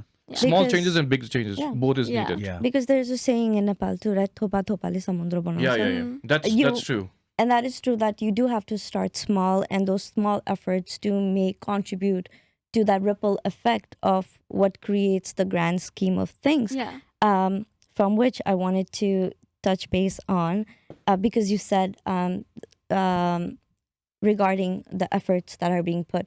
As a young person yourself, what do you see in Nepal is something that the young people of Nepal are being challenged in? And also, like, what is it something that the younger generation requires right now in Nepal that a normal Nepali person who is probably living in abroad can contribute if they want to be like, oh, I want to give back to my motherland. I want to do something for my motherland. What is something that you see we're lacking in, putting aside all the politics and all the government side of things, because at the end of the day, your environment does come to play a role into the things that you do. Mhm. So what do you see is lacking in the younger generation, as well as what is lacking in the current context of older generation that they're lacking to provide to these younger people? I'll start with the older generation first. So नेपालमा कस्तो society भयो भनेपछि अहिले 10-12 पास गर्न हुँदैन विदेश कहिले जाने भन्ने क्वेसन आउँछ होइन so that it's self is such a toxic mindset. I feel like not toxic, it's toxic in sense of ए यसको छोरा विदेश गएछ तँ विदेश नजाने तँ विदेश नगएपछि मान्छे सक्सेसफुल नै होइन भन्न ठान्छन् कि सो I think that's the mindset that Yeah, we yeah. need to come out of, because That's good. त्यस्तो भएपछि then these people, these young children that don't even want to move abroad are forced to move abroad. Even if they have certain goals that they want to achieve नेपालमै बसेर फ्यामिलीको प्रेसरले गर्दा पनि उनीहरूलाई विदेश जाने एउटा बाध्यता हुन्छ कि सो त्यसले गर्दा पनि I feel like there's a lack of creativity in Nepal. So Yeah, because a lot of the youngsters are leaving the country. yeah. Without like not even wanting to leave, okay? Yeah. So that makes a big difference because उनीहरूलाई यहाँ आएर there's a lot of struggle. Like my brother just came from Nepal, my cousin just came from Nepal, and he just from watching him, I've never had to deal with someone that immigrated from Nepal like as a student. So now I'm getting to see his struggles on a daily basis, and he actually commutes from San Antonio. So He commutes from yeah, San Antonio. because he doesn't have any, like he's not surrounded by family there. He's never lived without his family, and so he's not used to that environment. So he lives with us, but he goes to San Antonio once a week, and so San Antonio is 6 hours away, right? yeah, on a bus early in the morning. On a bus? On a bus. Oh, That's many stops though. So Yeah. he has the apartment there. Okay, yeah, We- yeah. We fixed up everything for But- him, but he never but- lived with just by himself. himself. So. But which makes a big difference because now that motivation to even want to work is not here because he misses home, he misses his family. And just hearing that just makes me realize that this is a common experience for so many people. And the lack of creativity, motivation, I dance like it for a long time because you're just sitting there. You're like, what am I going to do with my life now? And so I think the toxic mindset त्यो mindset बाट चाहिँ निस्किनु पर्छ. If you want to Yeah, do that's something good. in Nepal, you could do it Yeah. here. Okay. If you want to Prapti? move abroad, you can move abroad. Another question regarding following up. That? So with the current context of Gen Z movement that has happened in Nepal, and how do you think that has impacted your thinking and your impact on the organization, on how you can turn things over since you're Gen Z yourself? Yeah, honestly, it did give me it gave me that moment of pride because I was like, oh, this is my generation doing this, and so it was a moment of pride. But I think I remember waking up to my Instagram being filled with all these protests, and then yeah, just all these things, and just people being so upset at the government. Like, we finally had enough, and I feel like this needed to happen a long time ago. I felt like, but it's never too late now that it happened, and I feel like it did show me that moment where I felt like, okay, if you truly do stand out, even if it means that I don't know, that you need to be so mad and upset, like you got to show people that you're upset. You got to show people that that like we've had enough and we want to live in our country. You know, there's कति घर त नेपालमा it's empty now, right? So that's so sad to know that, and slowly बिस्तारै culture पनि die हुँदै जान्छ. So we need to do this now भन्ने त्यो एउटा motivation चाहिँ आयो, and I think that's another reason why I'm in hunt for what can I do with my organization now. Okay, that's good. I mean, So- it goes to show, like, highlight a different like issue that's going to happen Yeah, in the yeah. future. Is like you have a lot of the educated people leaving the country, and then you have what's left of the older people, and then you have the uneducated people that then run the country. Yeah. And that's kind of like how governments want to divide and conquer, right? They want to make sure that people are uneducated, it's easier to control, right? And they all have that thing we talked about, is that people of power and look like gods, right? You keep that thing running. And I know, like, the Gen Z movement, which I feel like the best thing that ever happened in Nepal. Me too. Also, me too. one of the worst things that also happened Yeah. was like what happened on that day, Yeah. like especially with kids. You Yeah. know, I thought, like, as much as corrupt as they could have been, I don't think they would have done those type of acts against kids, and which I guess is also that fuel to the fire of why you're Yeah. going through. And I remember, like, you had mentioned something about one of your favorite TikTok things was the Nepo babies. I love that trend. I love Why? that trend. Why can you So- describe? Because these were like some of the influencers that I used to watch, Mhm. and I Really? really admired.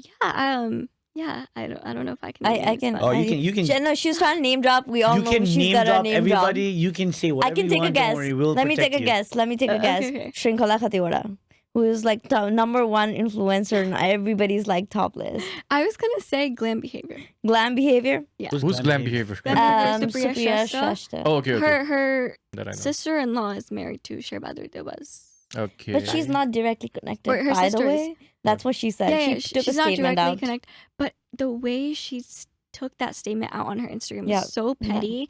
When I saw that, I was like, how could you say that? There are people literally watching those kids. I know she knows what's going on. She's on social media. She has Instagram.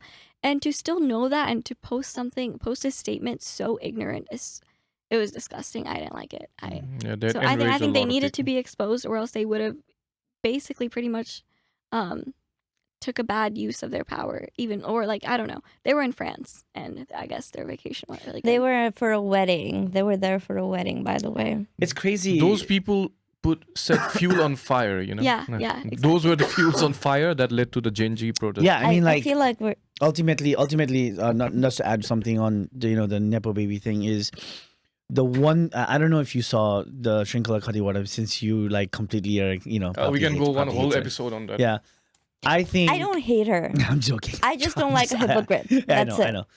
Same thing. I don't hate her. Yeah, But hypocrisy? yeah. I- The thing about I Shrinkala understand. Khatiwara, like, I don't know much about like Shrinkala. Shrinkala Khatiwara. Okay, you know what? Whatever. She's not that important for me, anyways. But anyways, the way how she tried to justify herself With Excel sheets. with the Excel sheet, that was like I'd never comment, but I commented on that one. I was like, dude, just take accountability. And just so the audience knows, yes, I do know she has a Google Drive link in her bio that has 90 some pages of evidence but that's not an evidence if she literally blacks out every single thing that the evidence is supposed to have, considering the name of orgs, the amount, and every important crucial detail that is I mean, there as a fact. regardless of that, right? We As have to clear that. as an Yeah. individual, right? As an individual, I feel like if you got to that level not because of yourself. Let's just be real. Like, the people, like, you're on this platform to get that following to help you achieve what you wanted, right? She got that through like the people that supported her, and all she really needed to do was put a voice out, right? you can make all the money. No one's going to stop you from making money. But to come out and be like, oh, this is the money, this is what I did, or whatever it is, I felt that was very distasteful. I think it was an excuse not to take accountability for yourself. I mean, I think if she came out and said, I'm very sorry Mhm. for not using my voice, for not using my platform, and going forward, I'll do better, I think it would have done better for her. And I feel like, and the reason why I'm saying that is because I want to ask you a similar question. If you do get to that level, right? Because not everybody's perfect, right? Yeah. How do you think that whole experience of what you saw, like how did that kind of shape you for wanting to kind of go forward with that whole thing you're trying to do right now? Like, Sushant, we can discuss that in Talk to Sushant, which is a coming up channel, which is like different from News Nonsense and more. I think we can discuss that in there, but I would like to hear her opinion on this. Like, no, that's why I wanted to ask. I wanted to give a little bit of a. Too long of a question. I know. We got I it. monologue. Let her speak. yeah, I want to like to hear the Gen Z's opinion because we are not Gen Z's. Gen Z's opinion on the from your side, at least one Gen Z. about the Shrinkala Khatira case or the All the Nepo babies and Everything. stuff. Everything. The whole incident. I genuinely I think whenever you have certain privileges, it's so important to use it as a responsibility. And I can't stand but to disrespect people that use it as something that just waste their potential at the end of the day, So when you're in that level, I don't know, even with Supriya Shrestha, like her sister's husband is literally her sister's husband is literally Sherbhadur Deobako Chora. So which pretty much like alikati pani afno boy, that's her own sister right now.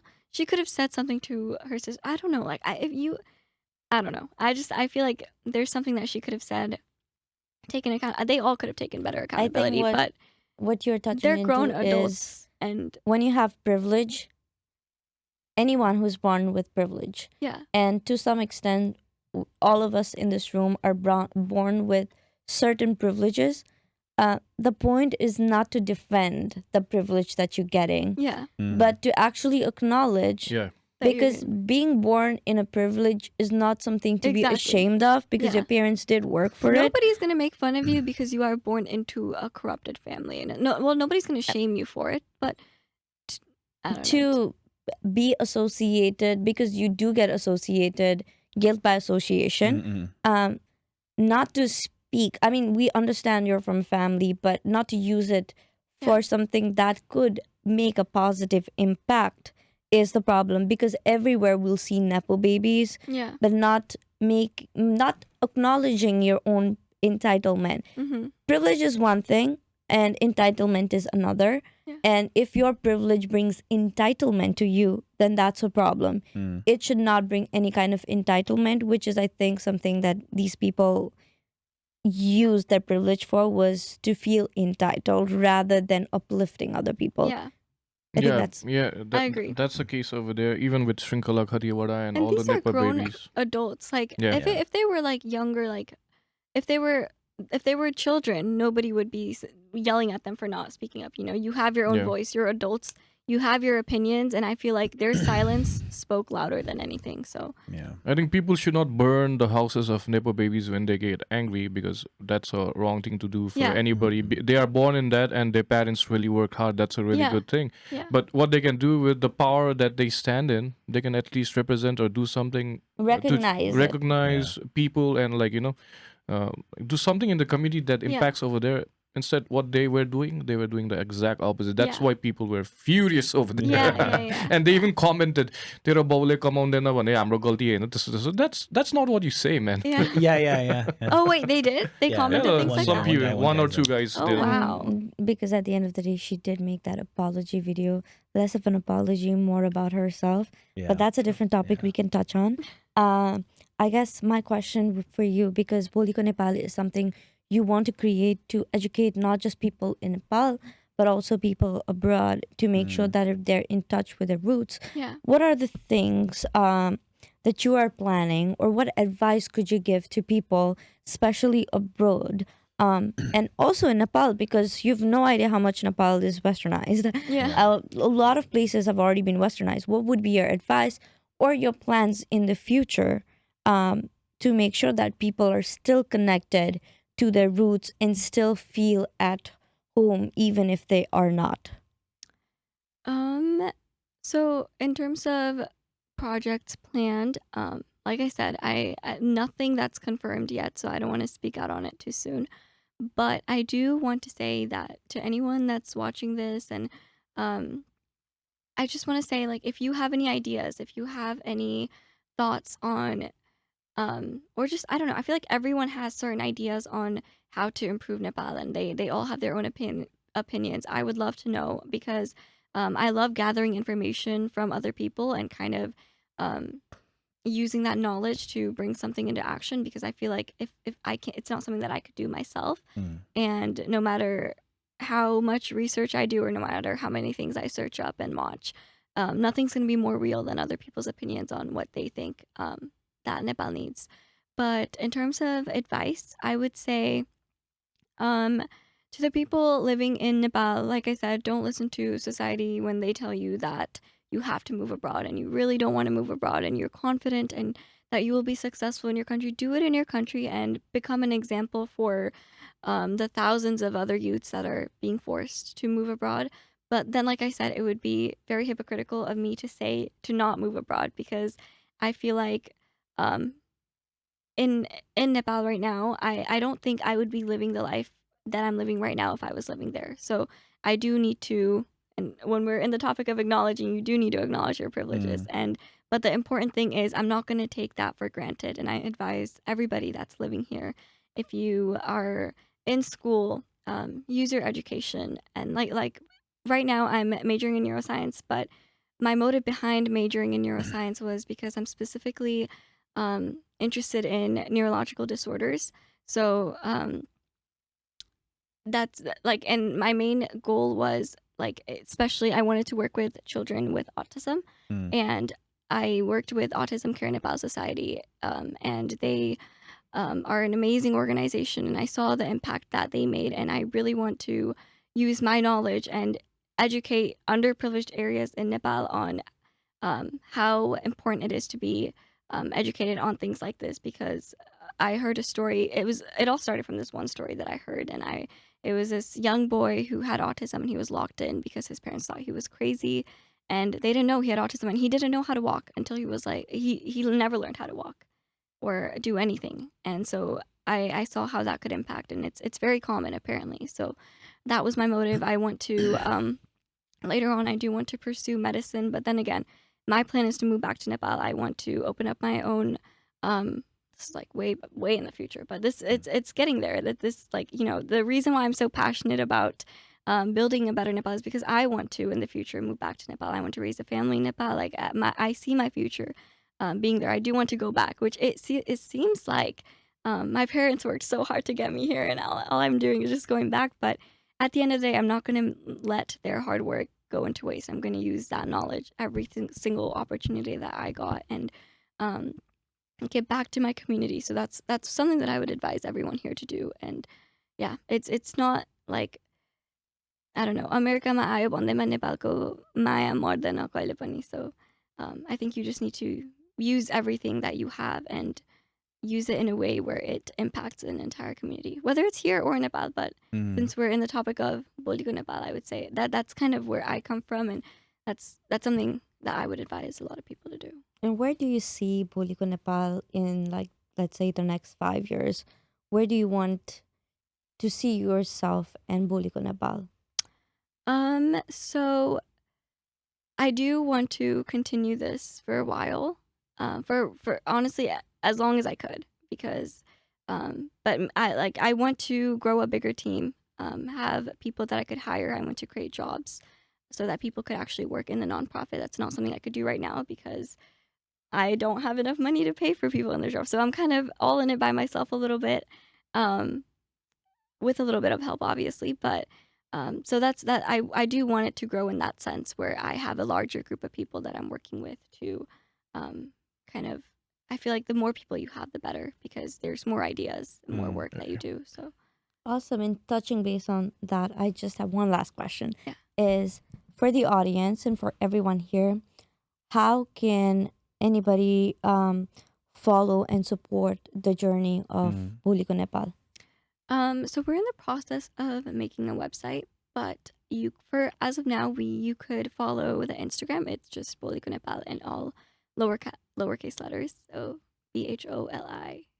We have that on the thing, Okay. so we'll post it. Yeah, on the we'll link. post it there. Over Okay. here. Yeah. No worries. Yeah, as of now, our main source is This is Instagram. like All the this. news updates are posted Just on be like Instagram. over Yeah, here, it's over and then here. they can Just put make it the appear. Bholi ko Nepal. I can put that there. I think the Um, main thing is to just promote the organization. So as much as people know about it, the better. Have you heard of NYP? Yeah. Yeah, I Yeah. think that would be a really good stepping stone. I saw it. You sent it to me. I think Yeah. I'm definitely gonna. Yeah, take a look because at it. they're, Yeah. they're the Nepalese young professionals. Yeah, and I'll reach out to them. Yeah, definitely. Anuka is very smart. Abhilash. Yeah. They're the founders of it. Okay. They created it because they weren't really happy with a lot of the local NST, whatever Yeah. it is. Because when I had that, like personal conversation with them, Yeah. they just want to do something a little bit different. Yeah. And I feel like that would be a good. I do think on that topic, I do feel like in Texas, the Nepali society does have a lot of work to do in terms of supporting the Each Nepali other. children Yeah. that want to do something. I feel like we're very focused on the community in itself, but Mhm. I just wanted to put this out there. It's very important to support the entire Nepali community, especially youths that are living in Texas. Okay. Oh, Okay. nice. And in the same time, like, you're working from here all the way, and you need to build a team in Nepal as well to work Yeah. Yeah. In Nepal, continuously. yeah. Okay. Anyways, from me, who has worked in NGO, I see you as starting up, which everyone does in Yeah. the starting phases. You're just in the Yeah. starting phases. Very, as very an- beginning. Yeah, very, very beginning. So one thing you need to do is like, Structure. structure it and one goal at a time. Yeah. So Bholi ko Nepal, what are you doing with autism? Something with autism or something with building education? Mhm. Pick one field and pick one area that you Yeah. can like directly do, just like we do. Like we only donate to leukemia cancer patients. Yeah. So that's our only goal over there. But if you don't do that, you get confused, and Yeah. there'll be like many projects, and people will get confused. Like, why Yeah. are Yeah. they donating? Right? That's true. That's something I That's thought right. about too, because we are focusing on 3 different sectors. Yeah. We don't want to do it all at once, because then people are going to be like, well, what are you doing really? Yeah, as what the are team you doing? grows. Yeah. As the Yeah, team even I grows. got confused over Yeah. here. Yeah. And if you're learning neuroscience, as you said, use your Education. education to just focus Hamro. Sorry, I'm Bholi ko Bholi ko Nepal. Sorry, I got confused with Hamro Nepal in in Nepal. That's happening right now. So Bholi ko Nepal in that area, and would like to know more about. So what are you studying in neuroscience? Because that's a very interesting topic, Yeah. and we don't have many guests regarding that. Smart ones. So Yeah. I'm doing my bachelor, so it's just neuroscience. Like it's not like I know master's. It's literally just neuroscience. There's no They get to Specific either So what go- is neuroscience actually? Even I don't know like Um, properly. study of the brain. Yeah. Study of the brain. so Yeah. neurology and like how your nerves work. I'm more when the interested in brain responds. neuropsychology, but Okay. So not the actual like you don't want to be a surgeon or something like that. I do want to go into surgery. Oh, you want to go to surgery She too? said she wants to go to Jeez. med school. So Okay, you're going to med school. Yeah. So we have a 4 smart one. years. We'll follow your journey. Can and- you describe a little for none of us, because I have interest in lots of area like astros and all, but I don't have Yeah. any like knowledge in this neuroscience. So Yeah. Can you educate us a little bit? What's happening Well, actually, what with you said, AI? you said autism is what wanted Yeah. you to do neuroscience. Neurological Yeah, disorder. yeah. Yeah. That's what motivated you, right? Yeah. Okay, so but this is what your first year, second year, Second year. second year. So I'm just now starting my class. Let's- Okay. let's start No, with the Not too simple questions. I guess you guys are getting all like over the place. Let's start with the first question that these guys really want to know is what is neuroscience? Yeah. Just give them a straight up definition and then we can go to the next part. So neuroscience is the study of the brain. Right now we're actually learning about. I'm taking the neuro class that I'm taking right now is integrative neuro. I took intro to neuro last year, but we're learning about how neurons communicate between different membranes, like their postsynaptic membrane. and- Okay. No, yeah. Yeah. That I know. Okay. Do we need to put it in I've, simple I've, words I've, for I've you? heard about that. Synaptic. I've heard about that. Yeah. So now that you've put in simple words, especially for Sushant, please put it as simply as possible. Next question that these guys are wondering is, when you do neuroscience, what are the fields that you can Yeah. actually go to? What are the doors that open for you? Is it just med school or, like you said, neuropsychology, Neurotechnology. technology? There's a lot of it, so you want to like a little bit broaden So- on that. The thing about neuroscience is you could also go into AI, Yeah. which is something that I heard you mentioned. Because a lot of what goes into AI is also very related to cognitive science, which is Yeah, very that is. neuroscience Mm. as well. You could go into just becoming a scientist, like neuroscientist. You could go to graduate school, or like I said, pre-med. I feel like 98% of the people that I know that are neuroscience majors are pre-med or Yeah. pre-health. Yeah. So yeah, but I plan on doing I really want to do a MD PhD program. So I want to do my master's in neurological disorders, and then I want to end up doing my PhD in something related to public health. So Okay. you can do both, is what I'm trying to say. It's just- What is neuroplasticity? I just got this from the He's internet. just googling stuff. You don't need to answer that. He's Neuroplasticity is like the way No, she that- knows. It's it's the quiz. fact that your brain could change and develop over time. Oh, okay. And now I get it. Pop quiz. Yeah, is I'm happening. really. They're interested. quizzing you like it's No, a no, great I got it test. right. You know what it is? It's just like we get interested and we just get ask more questions and into It's neuroscience is very interesting. They're If you- using you as a Google. if you're They're using you interested as in Google tool. They're like search engine. Yeah. Well, from Google, you don't get the sentiment of someone explaining it to you, and if she explains, okay, reading and someone explaining Explaining like it they are different, teaching yeah. it's like really different. That's why I wanted to know something. Yeah. When So- people say like I'm not naturally smart, neuroplasticity is the definition that there's no such a thing as being naturally. Well, I guess honestly, okay, don't quote me on this, but you could become smart because your brain has the ability to change. Yeah. Yeah, Einstein only ability to used develop. 5% of his brain, and he was known to be the smartest. We still, as humans, we still 5% haven't of the used. brain. I think that's Yeah. Debunked. Yeah, it's like been people debunked. don't use 5% of Yeah, the it's brain been throughout. debunked. Like, No, like that's already I mean, debunked. with when it comes to getting knowledge and storing knowledge, Mm. that's where it came from. Is like the 5%. Yeah, that's debunked. It's just like the saying, like curiosity killed the cat. Nobody says the full thing, and satisfaction brought him back. That's what we're lacking. Is like we just hear the first part of the sentence, and we're like, okay, Oh damn! Did you know that the satisfaction brought him back? No. like I said, it's like jack of all trades, master of none. Yes. And what after that? Yeah.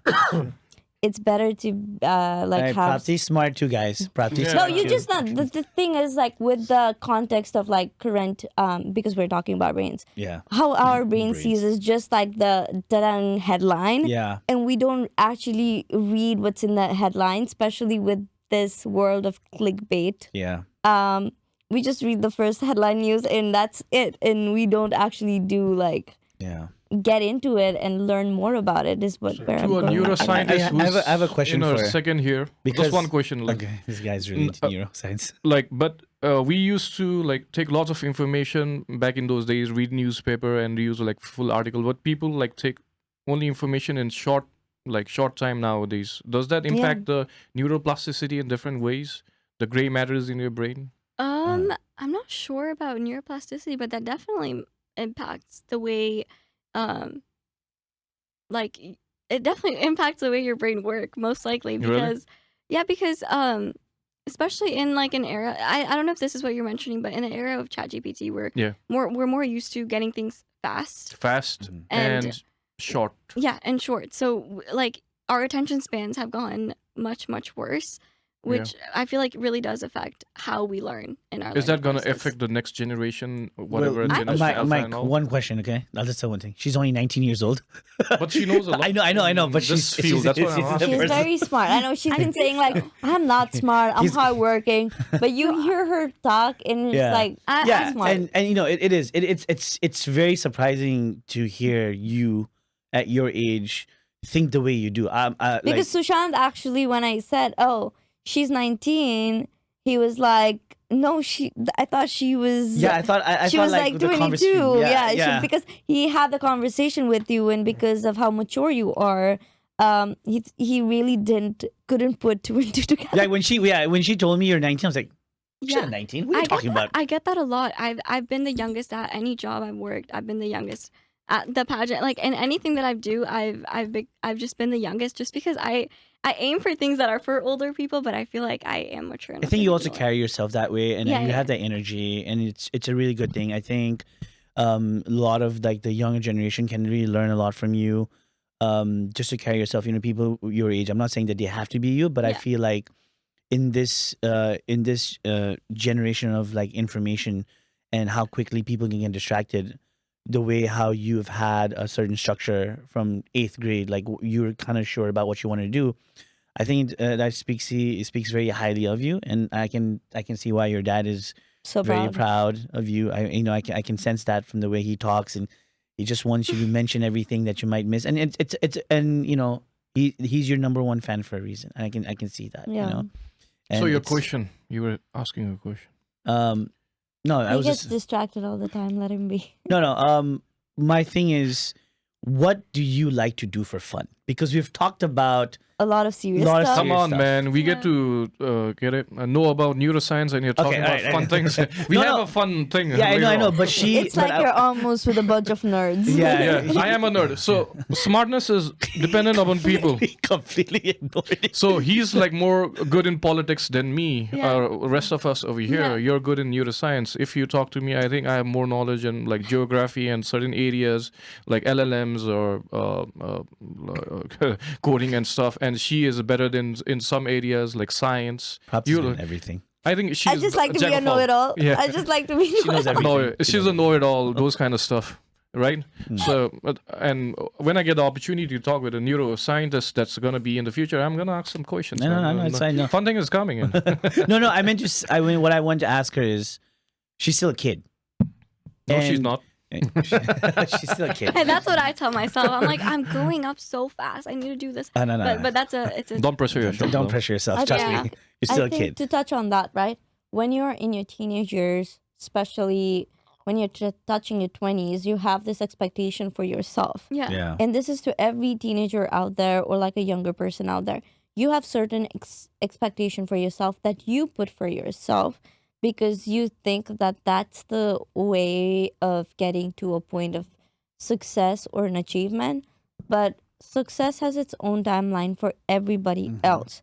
You are never running behind when it comes to being successful Yeah. because people are getting success at the age of 90 as well as the age of 9. Mhm. It does not matter what age you are as long as you're putting the work. If you go in terms of just looking for that fruition of of the seed you planted, then you might feel like you're never enough. Yeah. So you just got to keep working because a tree does not, like when you plant a seed, It's not the true, plant does not come up the next day. You really have to water it out for a long time, and that's how success is. So please don't think that you're falling behind or wise. rushing Very yourself. Yeah, wise. definitely working on And I would like to give an example of what Prapti said. So Shushant, he's already around 30 to 50 years old. So people 30 need to get- 50 can years guess. older. People can So, take a guess. yes. So you take the guess. But he started his channel. I enforced him because you're good at it, right?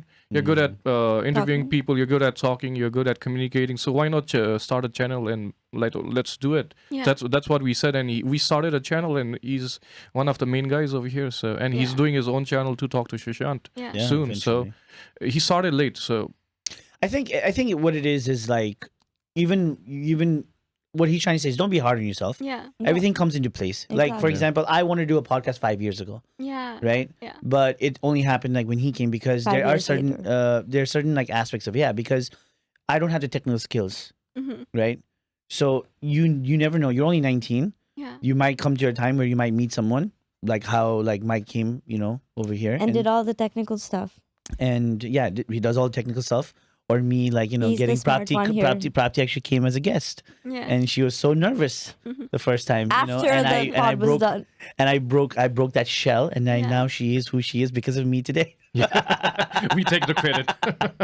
Yeah, that's So don't put it hard on yourself. This is the message. but I want to say as much, I am as proud of you, Thank you. not as much as your dad, but because that's your dad, right? Yeah. But I can't get that level. But after hearing someone as young as you to follow, like, do something other than like, oh, I want the newest, like, PlayStation 5, or I want the newest car. I want to look this. You know what I mean? I mean, I I do have those moments. I'm very Yeah, because you're still young, yeah, right? yeah, But but not as often. Yeah.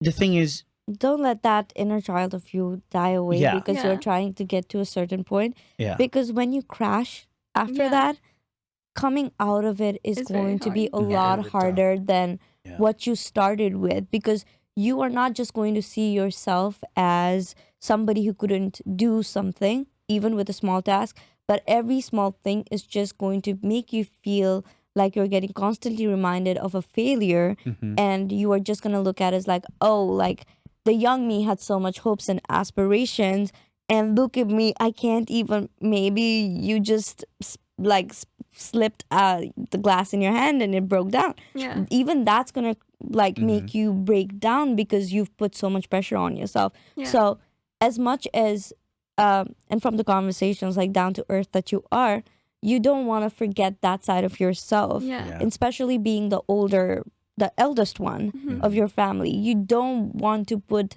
so much pressure in yourself that you start resenting later on in your Yeah. life the Mhm. choices that you may have made in your younger self. Yeah. So take it by a day. Yeah. And I know it feels like for you, like time's running out, Yeah. but trust me, time never runs out. It's you who has created that time.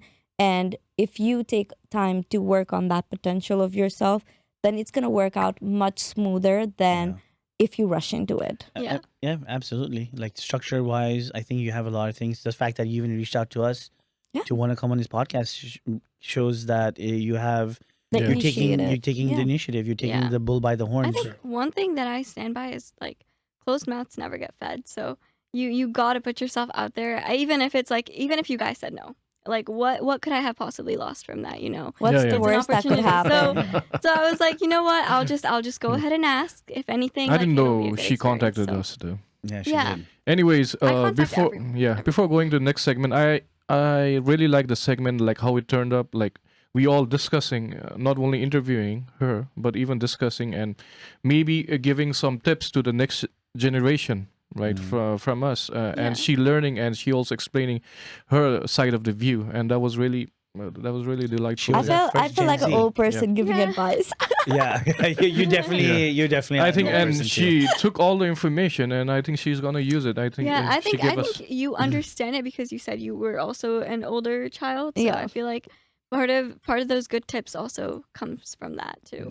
Okay, guys, next section. All right, We're gonna so- do something interesting today, fun, as Sushant said.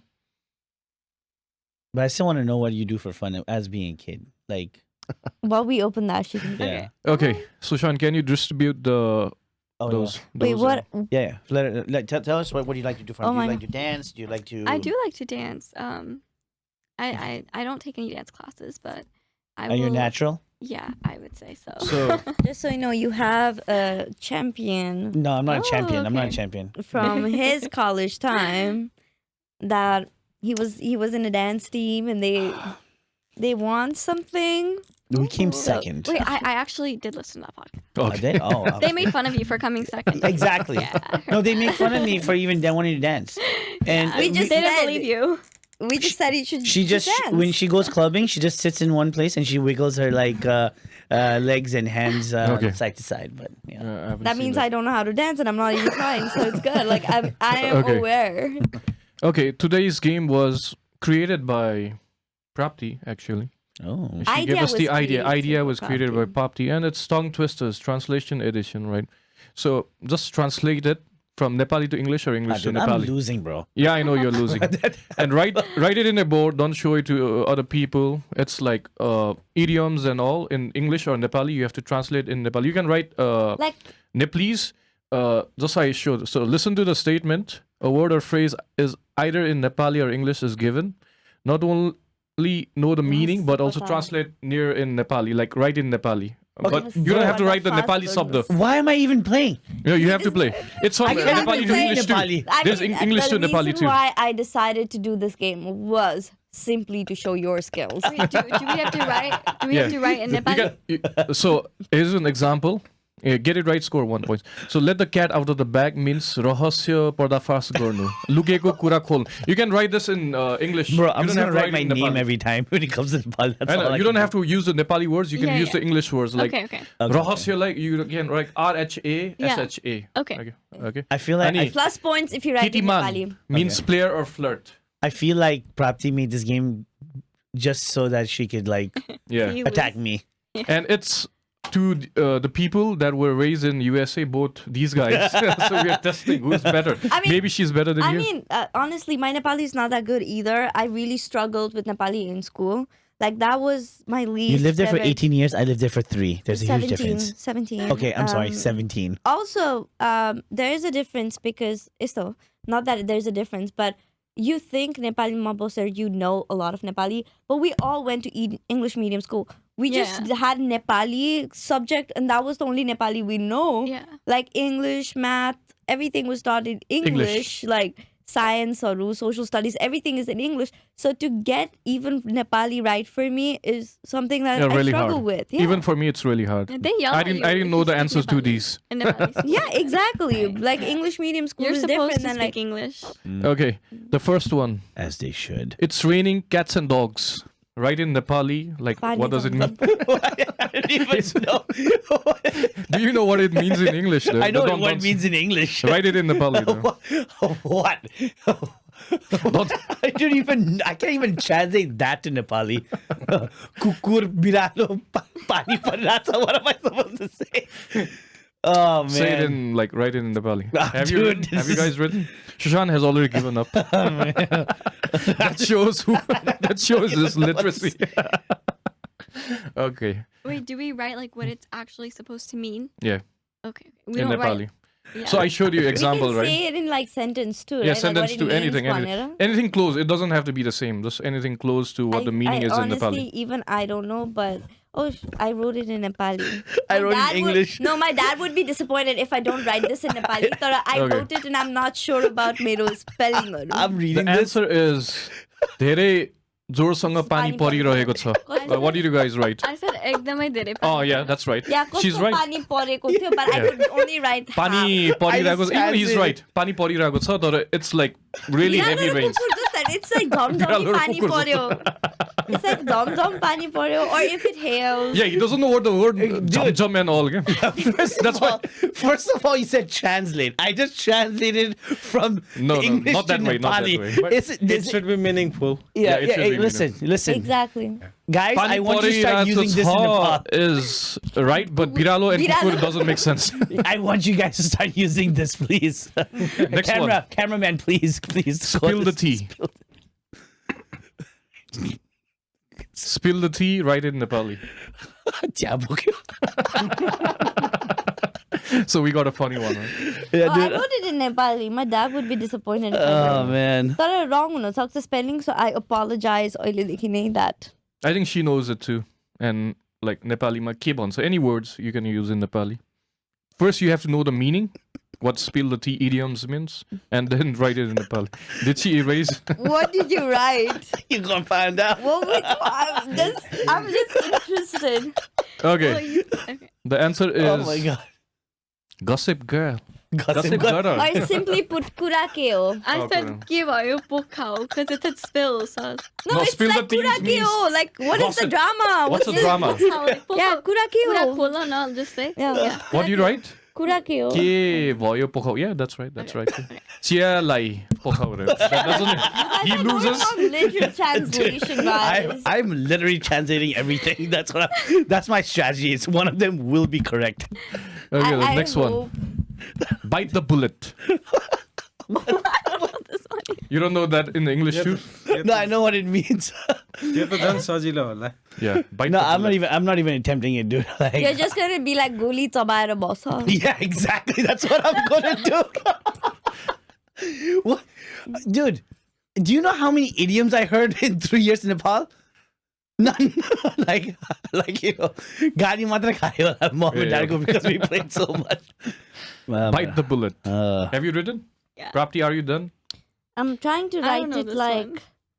Nepali Sushan is excluded because he's not playing. You two guys I got am it playing. right 2 times. I am playing. I'm giving a totally different aspect to this. You know, Okay. I'm taking this opportunity. You know what? When life hands you lemons, you make lemonade.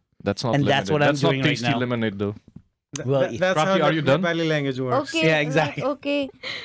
I just wrote like. I don't know what this. I'm just gonna show this. Yeah, Goli light. I saw yours. You wrote the same one. As me. Only light poker. धेरै नबोल. Yeah. Oh, is that what it कठिन is? कुरा सामना गर्नु यो भन्नु No, अथवा that's- It's not. अथवा नेपालीमा It's really hard situation that फलामको you have चिउरा to follow. चपाउनु जस्तै हो फलामको चुरा फलामको चुरा I've never heard of that one. खास एकदम कठिन कुरा गर्नु के, like really hard stuff that you have to do. I think Prapti got it wrong. She got it Yeah. wrong. You got it wrong? Yeah, I got it wrong. I didn't know what it means. So like, Bite the bullet. That is, you Bite should the be bullet. embarrassed. why should I be embarrassed? Is anyone keeping track of points or? Yeah, I'm keeping track Okay. of 2 points, 2 points, 0 points. As Wait, she well. got one wrong right now. But I was getting She got it everything wrong right. too. So 2 Oh, points. okay. But I got It's 3 everything questions. right. Another one. Beat around the bush. Gadi la, no man. That guy is I gonna don't like even know what you call bush in Nepal, to be Zari, honest. Zari. Zari? Okay. Zari. How do you spell that? Beat around the bush. What does it mean in English? You have to first think of it and then translate it to Nepali. Do I need to write the whole thing? No. You just give a hint. Just give a Okay. hint. Yeah. You guys don't need to write the whole thing. Just give like hint, but in Nepali though. You can use the English letters as I've told before. Goddamn, bro. No, This I is- wrote it Taramok, so unsure. Nepali about it. people Yeah, gonna me too. troll me like they're gonna troll me so hard. Is this They're coming on like- TikTok?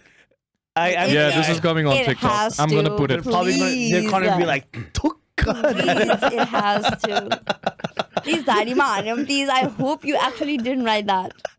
झाडीलाई पिट्ने हो No, I added one extra. I think word. he would win in this game. I think he knows a lot. Oh yeah. We should give- He's the oldest one you here. gave it to the wrong person, dude. I think you should give it to him. Yeah. No, I'm just like guessing earlier because I did this. sorry, Okay. like The answer is Sida Kura Nogornu. Kura Gumaunu. I said. Yeah, I Okay, did, Kura I did, Gauri. I Yeah. did, I did, That- I did that was wrote Kura Gumaune, Yeah, point Kura Gumaunu, Banaune, yeah. point Baunu. Okay, Yeah. I like the Whatever. person who thought of the game is happy that they're winning. Yeah. I feel it's rigged. 3 points, this 3 is points. this is Miss North America Nepal again. 3 points, 3 points. No, honestly, I thought he was gonna give एकदमै त्यो गाह्रो गाह्रो wordsहरू, but again, Looking at this guy, how can I give God? again, but then again, होइन, beating around the bush. If you know what it means in English, you can translate it in Nepali. I think it's just common sense. And I did that. I think it's not rigging. It's just common sense. I literally translated Nepali. Literally. You translate the meaning to Nepali. It's not like dancing floor. I don't know how to dance dancing floor. Not straight one as the one. Kura Gumaunu. Next one. Okay. Akasko Tara Tipne Kura. What does this mean? This is in Nepali. Now you have to translate it in English. Wait, can you say it again? Akasko Tara Tipne Kura. आकाशको तारालाई टिपेर ल्याऊ Oh, okay. Tipne Kura. So what does it mean? Easy होला Yeah, this is good. This is good. Yeah, he's like, this is Yeah, good. this is where I earned the point. यति धेरै This is where I भनेपछि earned the बल्ल. point. Listen, you can't ask me to do Nepali like translations. I suck at it. That's know- why I wanted you to do it. Do you remember? mainly. Do you remember when we did the Rose Foundation thing, where we came for the earthquake and I brought money? Yeah. Right, for the thing. And I remember we did like a medical like tent, and my friends were there, right? Pravina and all. And they're like, you need to translate for us. I'm like, huh? I'm like, you're asking me to translate? It was one of the worst things, man. But I Okay. tried my best. What's the answer? Show guys. Shoot for the stars, man. Shoot for, trying to do the impossible or reach the impossible. Reach for the stars. You are wrong. You don't even have the answer. Okay.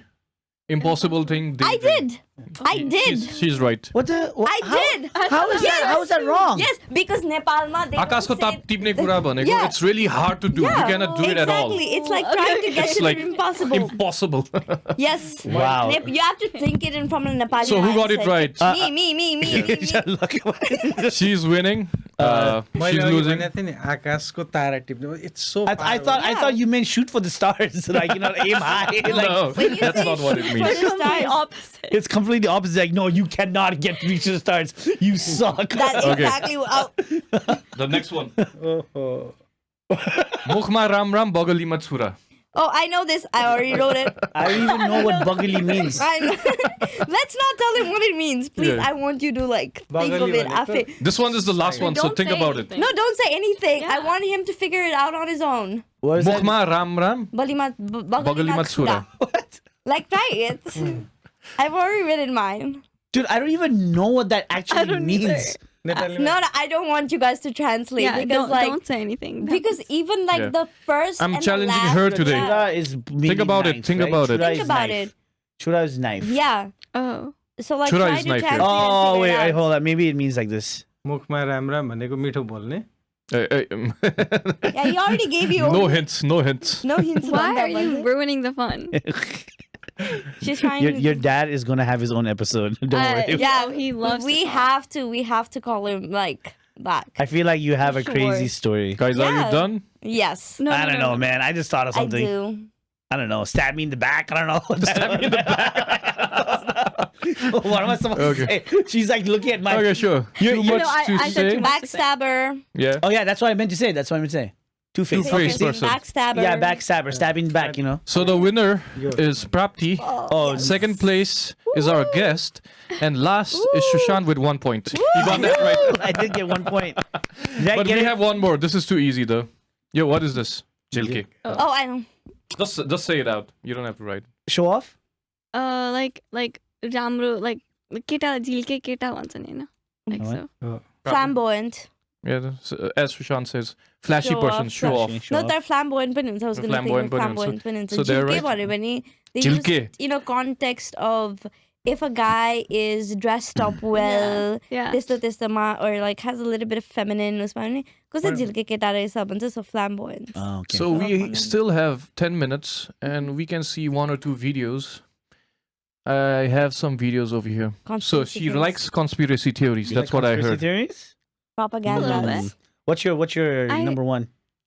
Like I don't like I like listening to, but I don't know on the top of my head. But I did say that like one of my conspiracy theories that I do think about often is I don't know if you guys know Shane Dawson. Yeah. He's like a YouTuber. Yeah. Yeah.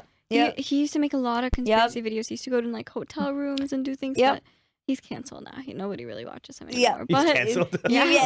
yeah. Too much- Please, let's not talk about it here, but you gotta go and Yeah. research why.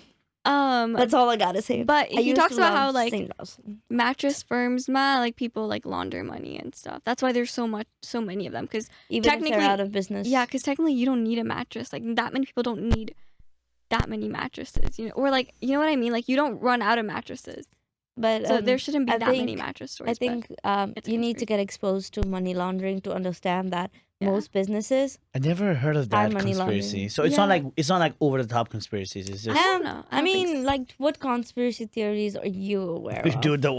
I heard the crazy ones where like Alex Jones goes crazy. Seven, like one that is very popular is the Illuminati Yeah, Yeah, Illuminati. that one. Yeah, that one. is- community, and then And- also that I forgot this. like selling Oh. your soul to. Anne Hathaway ko Buddha that I saw was like Yeah, we're ready to Anne Hathaway has listen a to some husband who looks like conspiracy Shakespeare, theories. and Shakespeare ko wife whose name Oh, I was saw Anne. that too. Okay. Let's see That's some a- conspiracy theories on TikTok. All right. Government conspiracy theory. Government conspiracies that actually turned out to be true. Warning, some of these will make you doubt your government. The first theory that was proven to be true is that the CIA created a heart attack gun. The theory states that the CIA built a secret weapon in the 60s and 70s that could cause a fatal heart attack. The weapon shot a small dart that left nothing behind except for a small red dot on the skin. The target would only feel a small prick, kind of like a bug bite, but would be poisoned. Poison would also not be detected in an autopsy. The next one is So, do you think that's a real conspiracy, guys? I would Hot not be gun. surprised. Yeah, I would not be surprised. Yeah, I don't. Yeah, So, you think there's a gun that exists that gives you heart attack? Yeah. I think so. Yeah, I think so. Yeah. I think because like think about it, CIA and MI6 were responsible for toppling governments. You don't think they can create like, a gun that can like kill someone? So, what does the guest think about it? I'm such a gullible person. So I believe in anything. Like as long as you convince me, it sounds. I That's feel not like a good anything thing to can. say on So- camera. That's not a good thing. She is only pretending. She's not gullible. I'm not gullible. I do have a conspiracy theory of my own because I saw this. I don't know, like I haven't seen a lot of people talk about it, but everything that I see in media, literature, like any kind of like idea, creative idea that comes to people, I think those idea exist. That's why people are able to make those Okay. in form of art. Like when the people talk about all these different what do you call it? The half horse, half human. Now dragons, and it was debunked recently that they found a dragon or something. Yeah, But I don't know. I it's haven't debunked. researched on it. It's See, debunked. that means like these things existed. It just does not happen like, Or So- maybe that guy was doing some crazy amount of drugs. So that's why when I see like movies about like, these insane takes about Okay. maybe spy stories or like anything, I think that has happened in Could some. be. Could be. Like the World. Egyptian humans. Yeah, everything. So I next do one. think somewhere it's true. Let's see the next. Did you know in 1994 a government insider claimed there's a classified project designed to fake the end of the world using the sky? They called it Project Bluebeam. At first, no one believed it. A plan to simulate an alien invasion using satellites, holograms, and sound frequencies so precise they could make entire cities hear voices that weren't there. The goal was simple: create global panic, collapse all religions, and unite the world under a single government. A new world order built on fear. In early 2025, it started. People across different countries began reporting the same thing. Massive lights in the sky, apparitions. Some saw angels, some saw alien ships. Some heard a voice calling them by name, telling them to follow. In Canada, a crowd stood motionless for 40 minutes. So what do you think about this Wait, one? in Canada, crouch, is it really Yeah. true? That's a conspiracy. I don't No, know. but they said like in Canada, people say. Find it out later. Oh, So what do you think about this? I Do you- feel like a lot of these things, like he just mentioned, like, are they on drugs? Like, you never know, because sometimes there are people that are schizophrenic. For the whole crowd? They could have made them eat something. I don't know. And that's another conspiracy out there. There's no evidence that it ever happened. Yeah, I just googled it. yeah. The only thing that I know, like, was people were seeing these lights, and there was the whole alien thing Okay. that happened. I think earlier, 2024, there were like videos on TikTok. Yeah, there were many videos. Um, But because like this talks about world order, fear, yeah. and a lot of topics that I would want to talk about off camera, but not on camera. So let's just say we sit motionless on this conspiracy. Okay. Let's hear from Joe Rogan. No comment. No comment. If the center of the earth is extremely hot, then why is the bottom of the deepest oceans very cold? I want you to let that sink in for a minute. Because when divers swim very down to the bottom, No. What do you think about this No, one? just- Is this stupidity or Rogan's- just conspiracy? Joe Rogan's kind of like a little bit crazy, bro. Yeah. Like, he's, come on, man. I was trying to like, Science. make sense of that in my head. I don't know. But can you guys explain how it's like really cold underwater? Get out of here, man. Go to the next one. Go to the next one. we can just like, Trying to like debunk science over here. science, we can just go to And he was asking you questions about neurology as a second. this is the biggest coincidence in history. Try asking your history teacher to explain this one. Abraham Lincoln was elected to Congress in 1846. John F. Kennedy was elected to Congress in 1946. Lincoln became president in 1860. Kennedy became president in 1960. Both leaders were deeply committed to civil rights. Both first ladies lost a child during their time in the White House. Both presidents were shot on Friday, and both were shot in the head. Now here's where it gets even stranger. Lincoln's secretary was named Kennedy. Kennedy's secretary was named Lincoln.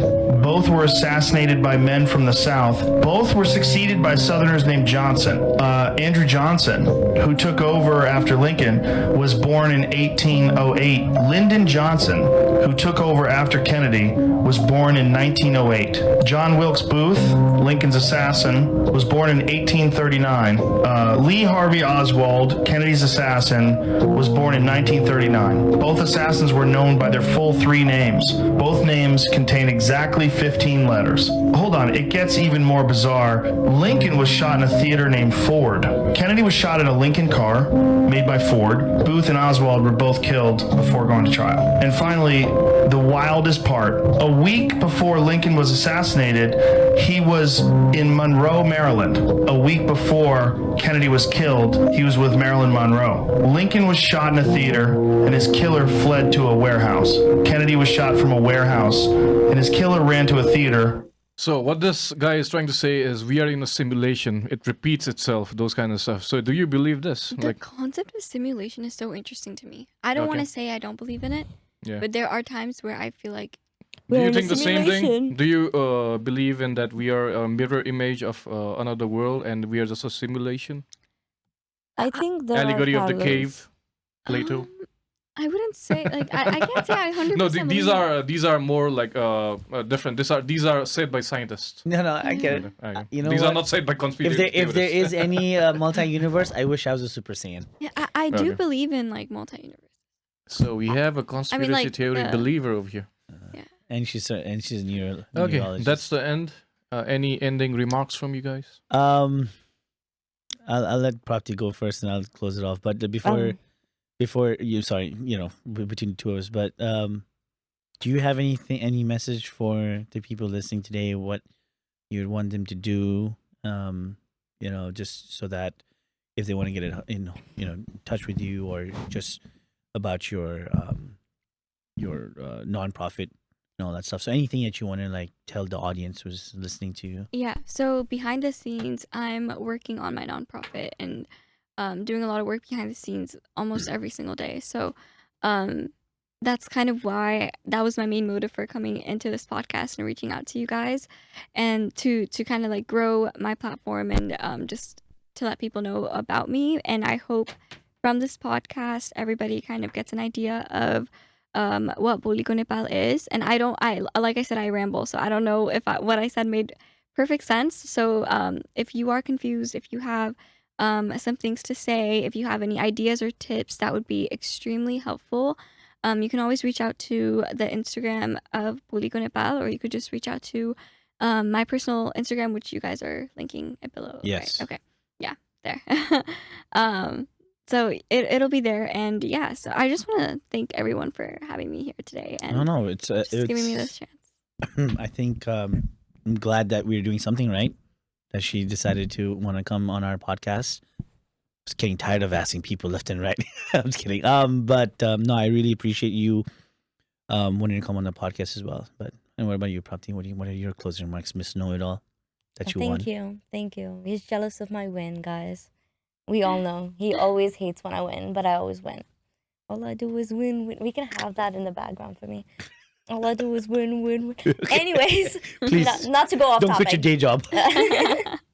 Not to go off topic. Thank you so much, Adishree, for coming to the podcast and talking about your journey, not just like about Bholi ko Nepal, but your experience and how that has shaped you. I think that gives people a lot of insight about who you are. And when people feel connected to somebody, they feel connected to an organization. So I think you have really given a chance for people to learn more about you and why you want to do certain stuff, even though, like you said, you don't have any projects going on right now. So if you guys have any advice, questions, or anything, feel free to reach out to her. And it's still a learning and growing process. She's still young. So please, please, please don't be rude. Be nice to her, because for a young person to get where she is right now, it is already an amazing factor. And I hope this is the determination and ambition you keep on going forward with, and without losing the spark that you have in yourself. So I wish you all the best, and we love to talk to you more. And also thank you, Uncle, so much for like coming in and also talking about a little bit. We didn't get to hear a lot, but a little bit about your experience. And hopefully we can have you on the couch next time and talk about your experience, because I would love to hear about the lives that you've lived, because it's not, I know, definitely not included in just one. So thank you so much for both of you for coming, and for Mike for setting up such a fun game, obviously, and asking other questions as well. Rigged. And then Sushant for like giving us really good TikTok content. Yeah, that was my job here today. But in all seriousness, I think from what I see, like if what you're doing, what you're thinking, I want to say thank you. I think like the next generation of kids, like there are so many people like you out there, I'm hoping, and I think with you starting, that movement, that thought process, or just that having a goal and ambition to do something that not many people, even from my generation, would think of. I think that's a really good positive start, in the next generation of kids that are coming up. And I wish, and we will definitely follow up. This is not only going to be the podcast. I would definitely want to follow up with you. What your journey is like, what your story is like, so we can like follow up on that. And I would definitely want to wish you the best. And I am grateful that we got a chance here to sit down, talk. Yeah. And thanks, Prapti, for getting the episode together. Putting things together. She called me and said, "I want to take the lead on this." I was like, "Go for it." I was already tired, but no, I mean, No, he good complains. job. Wait. Let me clarify. He Triggered her. complains that he has to do all the work all the time. So one time I say, okay, let me just take that off your plate and take responsibility. I still get a backhanded compliment. I was Nothing you giving do a is ever compliment. enough. It's never enough. It's like that's how it trigger all the time. It works all the time. But anyways, another PSA. A lot of you guys, I appreciate you guys subscribing to the channel, but definitely need the support so that we can have more people and more Gen Zs like Adishree coming to our channel and talking about their journey and their stories. But the most important thing is you guys need to subscribe. So don't forget to hit that like button, comment, share, but most importantly, subscribe, because 90% from all of your different accounts that you've created in Google for subscriptions. Hey, whatever works at this point in time. But definitely subscribe and support us. And then we see the love growing. We see the subscriptions coming in. And, we really appreciate it. And we'll have more things coming up. But with that being said, thank you for watching today's episode. Have a good one.